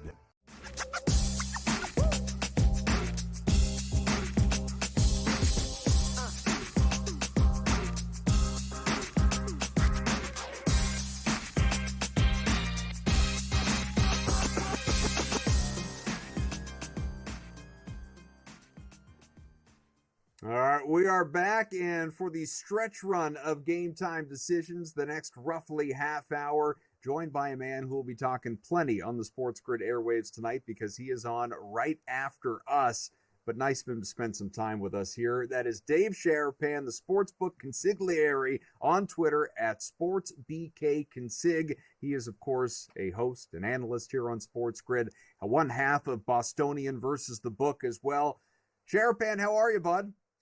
Great to see you, Adam. I feel like I just saw you. And you. But, I know. We spent some time together last night. I mean, did you have a big lunch, dinner, or anything today after hitting that little 22-1 shot or whatever that was? Was it 18-1? I can't remember. 18-1. 18-1. So can I let you in on a little secret? I was telling Vecchio this when he was on earlier. I didn't mention this on the air. He and I were talking off the air. So I came on. It's on Twitter. My 18-1, talking it up on Pro Football Today, and here's why you should play it, and then we're celebrating it on social media. I'm quote tweeting it, and I'm giving it the eyeballs emojis. I didn't play it. I forgot to play it. I was rifling through and everything. I'm like, oh, I like this one. I'm going to talk it up on the show. And I sent it off to our producers. Let's make the graphic for this one. And I completely forgot to fire on the ticket after I gave it out. And so it hit. I mean, I'm glad it hit, but no, I didn't get to eat today. No lunch. I was so excited actually that it hit, and I saw the clip, and I mean, you call yourself a volume better, and you forgot to make the bet. It's unreal. It paid 18 to 1. That's unbelievable, because I don't know how many more times that thing is going to hit. Now we're going to have to live up to that, every single year. I've been chasing this exacta in the World Series that I hit last year, and it will mess with your brain, because you make a big score like that, and when you hit it, it's bad enough. But now you didn't hit it. That's like just standing on the side watching a hot craps table in a casino, going, man, I really want to get in on that point. I know they're gonna hit it. I know they're gonna throw an 8 here, and then as soon as you do, they don't. And it's 7 out, and then you realize, geez, all right, it'll happen again, and then you get 2 rolls in, 3 rolls in, 7, 2 rolls in, 3 rolls in, 7. So I'm not putting it on you, Kaufman, but I mean, that's Well, listen, I'm actually bummed out by this now. No, I'm bummed out too. I'm just bummed out because it would have been the difference on a personal level. Like, just for me, it would have been the difference between a winning day and a losing day. A very slight losing day yesterday, but a winning day and a losing day. That play would have been the difference. That would have had me in the green. But that wouldn't have been life-changing money. I'm not going to sit here and pretend I would have had like $1,000 on this 18 to 1. And all of it's like, honey, pack up the kids. We're moving. Yeah. We're up. We're moving uptown, baby. No, I mean, look, it would have been a nice little hit, but it would have been a sprinkle, and now we're just going to have to chase another 18 to 1 or even up the ante and make it 20 to 1 on the next show or something like that. But listen, we got baseball starting in a matter of minutes here. You're decked out. You got your Guardians hat on. I'm on Cleveland on the money line tonight. I'm imagining that based on the hat, you are as well. What are your impressions of Game 2, what we should expect in the Bronx of the ALCS? I can't wait to watch it. And as far as what to expect, I mean, it's an underplay in a game. So when you got an under, or a real strong feeling for the under, I like the dog. Now, I want the dog to win because the Guardians on the other side of the exacta are really, really good for me. And I got this one from my friends over at MLB Network today, calling Tuesday a must-win for the Guardians in best-of-7 postseason series. Teams to win each of the first 2 games have gone on to win the series 84% of the time. That's 76 out of 91. So the record is 76-15. So if you haven't bet that the number's Yankees even higher for teams at home too. Well, yeah, right. So I don't know how to say it, and we hear this cliche all the time. It's a must win. I mean, it's a must win for the Guardians because then it becomes 4 or 5 with only 3 of the 5 at home that the Guardians have to win to beat the Yankees. I don't know. It's got to be, the night that everybody remembers. Forget about the night everybody remembers that they play the Titans. It's got to be the night that everybody remembers they play the Guardians, okay? It's got to be a bullpen game, although the Yankee bullpen has been so good in the postseason now. I don't know. This is one of those ones that I hope is an October classic, and I hope it ends. Let's go 3-1, something like that, 3-1 or 3-2 Guardians, and we get an extended series. So that's what I was going to ask you, is if there was any sort of correlation between, the side and the total. Like, I feel like most people with the matchup of Cole against Bybee would say, all right, well, if the Yankees are going to win, means Cole's probably lights out. It's a lower scoring game, take the Yankees and the under. Whereas if it's the Guardians, maybe that means they got to Cole or they got to the bullpen. So it's Guardians and the over. But it sounds like you're saying, independent of the side that you're on, you would just take the under 7. Yeah, let's hope that Aaron Judge continues to struggle a little bit. If Judge runs into one, or him and Stanton both homer Forget about it. It's done. Soto. It's yeah. Well, yeah, Soto's possible too. I got this other one here. Teams now at home are their opponents so far, dating back to last Tuesday, 10-1. It was only 5-5 entering last Tuesday. So home runs will tell the story tonight. And I don't know. I think, if you want to bet the yes run first inning, it's getting ready to start right now. It's probably a play. I like to bet that against Cole when he pitches, because when you get to him, you get to him early. And right. I'm hoping Quan gets on, and maybe they find a way to get a run. I mean, Quan to get a hit, it's got to be one of the best bets in the postseason. He's got an 11-game hitting streak. That ties Kenny Lofton for the most postseason in Cleveland history. So there's another one. Yeah, right, Kenny Lofton, fun player to watch. It takes me back to my childhood, man. Lofton, Baerga, Alomar, Bell. Carlos Baerga is one of my favorite players before he was a Red Sox. Absolutely. Yeah, who didn't love Carlos Baerga? Yeah. Well, till he like spit in an umpire's face or something like that. But look, it happens to the best of us. What about in the other series? I know that they don't play tonight, but you got Citi Field action tomorrow involving the other New York team. That one is already a best of 5 because we saw the split in LA. I'm no Mets fan, but I am very much anti-Dodgers. So I would love the Mets to figure this out in advance, even though a Subway series would make me nauseous as a Bostonian. How do you feel about Game 3 of that set? Well, I mean, it's hard to believe, but the Dodgers don't have the highest payroll in this series. The Mets underdog story was because of where they were, not because of their roster or the amount of money they're paying their players. You got Severino today and Quintana tomorrow. That, at worst, is a split for me as far as the Mets go. I really think it's possible that the Mets take 2 or 3 in New York and go back to L.A. up 3-2. Now, how it gets there, not positive. I haven't decided yet. I got to sleep on it tonight. I really, really hope. It's probably a play against Buehler, not so much on Severino, but it'll be a play on Quintana in Game 4. All right, something to keep an eye on. Again, Game 3 of the NLCS is tomorrow. As Dave mentioned, Game 2 of the ALCS is just underway. Guardians and Yankees are in the Bronx. Cole against Bybee for that one. You could jump in, make a live bet, do whatever you want to do. I want to talk through, Dave, some of what has gone on in a chaotic NFL day, and obviously I don't want to talk about sportsbook movement.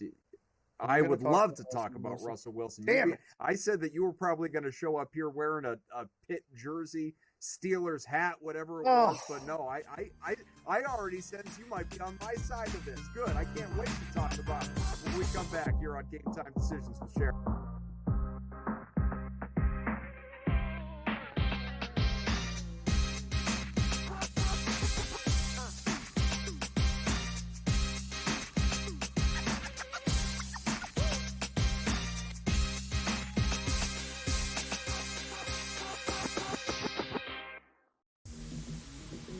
We're at a point in time coming off of a wild Saturday of college football. People are consistently peeking over at this board. He actually would not be my number 1 overall pick, nor would I bet him to be the number 1 overall pick. I think he got that next wave of NFL players, which is so enticing, which when you see Jaden Daniels come into the NFL and you go, I can get something like that with a guy with just as good an arm. Pro Football Today, only on SportsGrid. Anyone that's been to a sporting event, the atmosphere before a game, I think Game Time Decisions has that same exact atmosphere. This is our arena.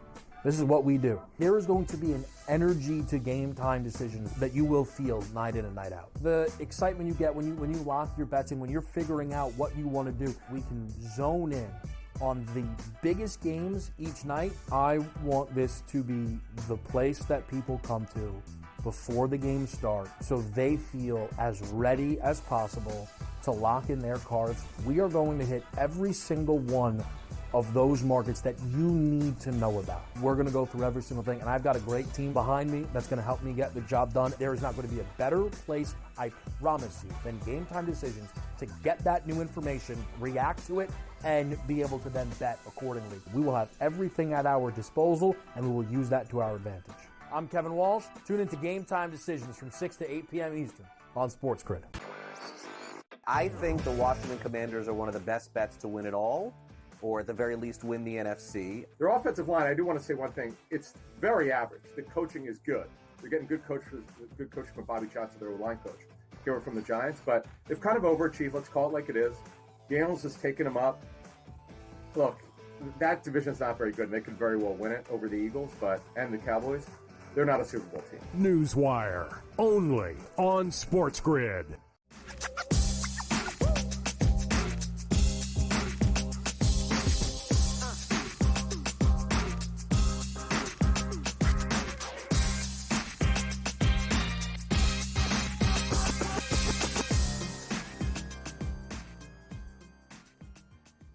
All right, we're back on Game Time Decisions here. Kaufman, Sharapan. Now, a lot of baseball. Let's move to the NFL because I've been looking forward to this the entire show, talking with Dave specifically about the Steelers. No, not Devontae Adams. No, not Amari Cooper. No, not Tom Brady, part owner now of the Raiders. We can get to all that stuff if we want to. I want to talk to him about the Steelers because I don't know if he was listening just before he came on. My little rant about all things Pittsburgh and why this is just, if this happens, if Mike Tomlin does make this move, going from Justin Fields, who is winning for you, you can call him a game manager if you want, but he's not screwing up. The defense may be responsible in large part for the wins, but Fields is efficiently running that offense and mostly mistake-free. He has been solid. Great, no, but solid. He is not a problem for you. He is contributing to wins, and that Tomlin may disrupt that, rock the boat, and go with Russell Wilson, who I do think will come in and screw things up, is mind-boggling to me. I want to know, Dave, is this something, one, can you even believe that it may happen? Because it looks like it's going to. And two, do you agree with the decision? So the Raiders were just here in Vegas over the weekend. I mean, the Steelers were just here playing the Raiders. Yep. Yeah, the Steelers were just here. So I was out and about with a lot of Yinzers, a lot of people in the media that were here for the weekend to cover the game. And we talked about it with it being a bad performance by Fields. Is it set up for Russ to start Sunday night against the Jets? And everybody was like, yeah, if he doesn't play good, I mean, they're just looking for an excuse to make sure that they get Russ in. And if he's healthy. So Fields goes and wins the game. And then they come with a press conference today where he basically said, we're 4-2, and yeah, he's run for a lot of yards, but yeah, Russ is going to get first team reps. I don't get it. I mean, if you're 2-4, even 3-3, okay, you can make the switch. And then if he's not healthy or it doesn't work, okay. Making the switch now at 4-2 with that back end of the schedule looming makes absolutely no sense to me. But again, that's why I'm here with you, talking on SportsGrid, talking later on your radio show in Boston, talking on Mondays and Thursday nights. I don't get it, man. I had my eyes, checked today, and I got them dilated. I come outside. I'm wearing those big goggle glasses and things because it's bright as could be, sunny day in Vegas. And I get to, back home, and I open up Twitter, and I'm like, does this say he's going to play? What the hell? What do you have to do to hold on to a starting job in the NFL? Mm-hmm. I don't know. I don't know. But again, they make these decisions. Is the offense going to work better? Fields has been running because the offensive line is beat up, hurt, and plays have been broken a lot. That's exactly what Russ can't do anymore, is run or get rid of the ball quickly. I don't know, Adam. The line moved today from Steelers -1.5 before the Jets lost last night to Devontae Adams getting traded and showing up with Aaron Rodgers on McAfee today to Russell Wilson possibly being named a starter, and now the Jets are favored by 1.5 or 2 in Pittsburgh. Makes no sense. None. I'll tell you, if I'm trying to read the market, trying to take advantage of this, and this is my own bias, I've been saying since the offseason, and I don't know how you felt about it as the Pitt guy. I just felt Russell Wilson was a bad fit, bad signing, bad acquisition. Not his culture. Like as an individual, I mean, like the whole Mr. Unlimited and let's ride, and like he's so corny, he's so cheesy, like he doesn't scream, like $1 million on his body, all that, like annually during his prime years. He doesn't scream like blue collar, the city that Pittsburgh is, obviously. I don't know that Fields screams that either necessarily, but he certainly does more so than Russell Wilson. Like, I feel like Pittsburgh fans look at Fields and they're like, yeah, one of us. And they're not going to look at Wilson in that same way. And I think if this happens, if this change happens, this is going to go sideways. This is going to go down the toilet. And so I'm looking at FanDuel, and right now the Steelers are minus 144 to make the playoffs, plus 116 to miss the playoffs. I think it is worth an investment right now to take them to miss the playoffs at plus money if Russell Wilson is going to be the quarterback for that team. Yeah, I can't say you're wrong. I mean, they're playing above expectations. The way the season is playing out, I think they got to have 6 or 7 by halfway.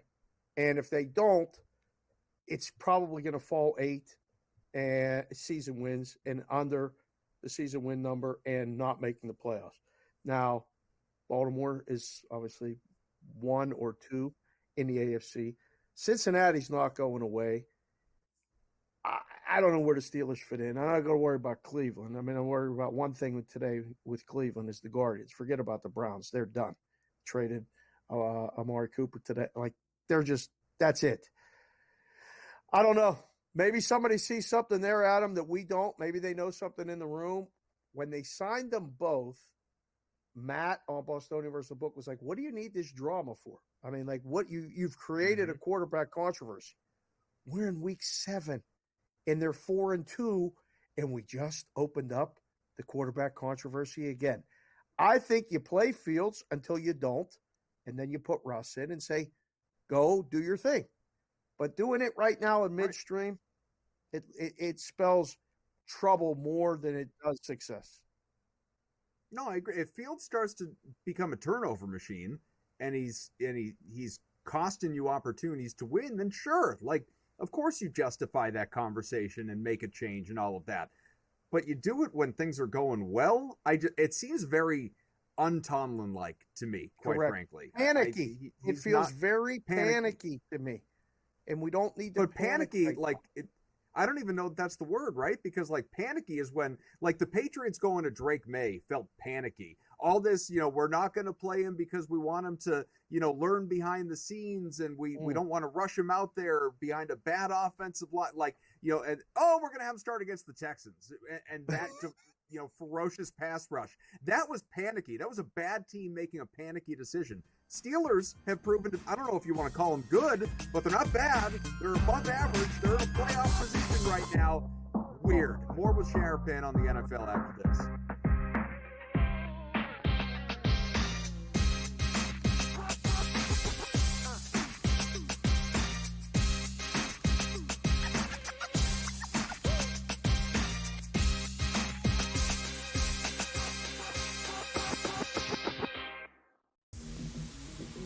We're at a point in time coming off of a wild Saturday of college football. People are consistently peeking over at this board. He actually would not be my number 1 overall pick, nor would I bet him to be the number 1 overall pick. I think you got that next wave of NFL players, which is so enticing, which when you see Jaden Daniels come into the NFL and you go, I can get something like that with a guy with just as good an arm. Pro Football Today, only on SportsGrid. Anyone that's been to a sporting event, the atmosphere before a game, I think Game Time Decisions has that same exact atmosphere. This is our arena. This is what we do. There is going to be an energy to Game Time Decisions that you will feel night in and night out. The excitement you get when you lock your bets in, when you're figuring out what you want to do, we can zone in on the biggest games each night. I want this to be the place that people come to before the game starts so they feel as ready as possible to lock in their cards. We are going to hit every single one of those markets that you need to know about. We're going to go through every single thing, and I've got a great team behind me that's going to help me get the job done. There is not going to be a better place, I promise you, than Game Time Decisions to get that new information, react to it, and be able to then bet accordingly. We will have everything at our disposal, and we will use that to our advantage. I'm Kevin Walsh. Tune into Game Time Decisions from 6 to 8 p.m. Eastern on SportsGrid. I think the Washington Commanders are one of the best bets to win it all, or at the very least win the NFC. Their offensive line, I do want to say one thing. It's very average. The coaching is good. They're getting good coaching from Bobby Johnson, their line coach. Came from the Giants, but they've kind of overachieved. Let's call it like it is. Daniels has taken them up. Look, that division's not very good, and they could very well win it over the Eagles, and the Cowboys. They're not a Super Bowl team. Newswire, only on SportsGrid.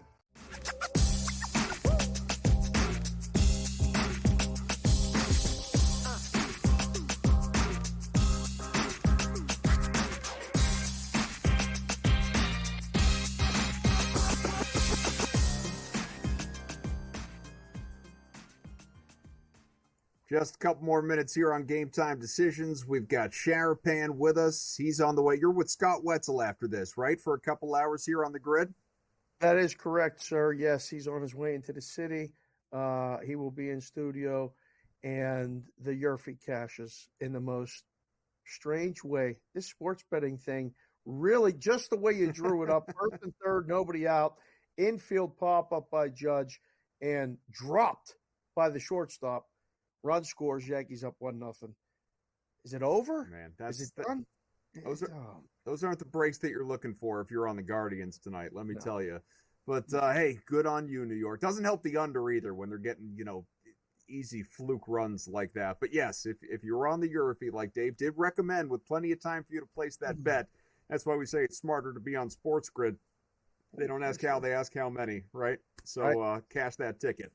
As far as football goes, we talked a lot about Fields versus Wilson, the Steelers situation, plenty of drama in the AFC East with, you made reference to it, Adams showing up with Rodgers on his McAfee interview today. He's a Jet. It's official. The Bills, after that win last night, responded as well. They went out. They got Amari Cooper. They certainly needed a number one receiver. So it's an arms race. Even though the Dolphins are sandwiched between those two teams in terms of the standings at this moment, we don't know what Tua's situation is going to be going forward. The odds makers, and you're the book guy, look at it as a two-team race, although more so Buffalo than New York, given that we've got a two-game gap between these two sides and the Bills already up in the season series. So what do you think this does going forward? Does this make a big difference for either team? Well, I think it makes a big difference for both teams individually. But we talked about it last night on Pro Football Today. We brought up the graphic with the odds to win the AFC East. The Bills were minus 230 and the Jets were plus 350. You look at that today, and it's doubled in the minus for the Bills, and it's doubled in the plus for the Jets.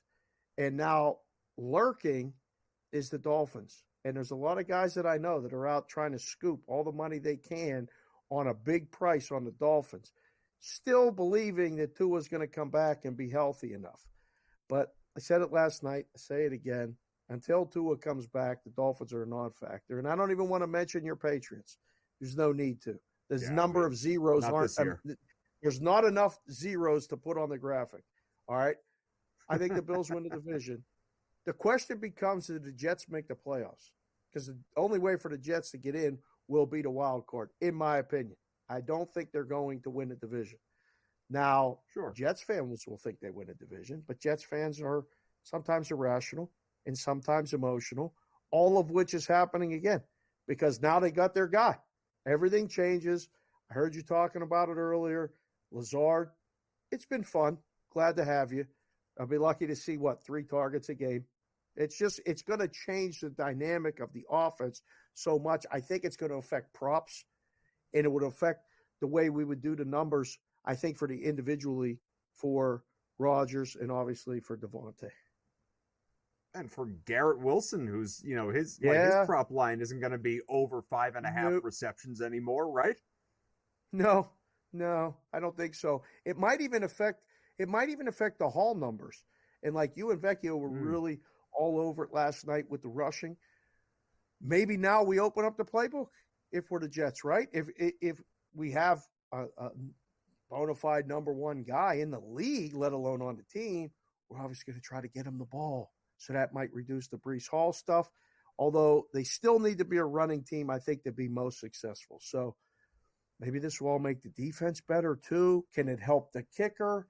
I don't know. I mean, the Jets, listen, there's people that are telling me that, well, they're back. Jets fans, relax. Just like Aaron said back in the day, everybody, that's relax. Right. I just think they're out of excuses at this point, man. I mean, Rodgers didn't get along with Saleh. Fine, he's gone. You want your binky, your old number one from Green Bay, Devontae Adams? Fine, here he is. You got an incredible defense on the other side. Your offense is loaded with weapons. You got the best receiving trio in that division by far. You know, all due respect, Miami, you got to go out and deliver at this point in time, because at some point, people are going to start pointing at Rodgers, and he's going to have to acknowledge that he is the issue. Dave, thanks so much, man. I'll talk to you later on the radio. People here on SportsGrid will hear you for the next couple hours with Scott Wetzel. It's going to be a lot of fun. So make sure you do not change your channel if you're watching across SportsGrid TV or listening on SiriusXM channel 159. I want to thank everyone that was a part of this show. Sharapan, Kaplan, Kurtz, Vecchio, Madden, Young, Sam, Chris, AJ, Bobby, King of the Hill. I'm Adam. Thanks for watching Game Time Decisions.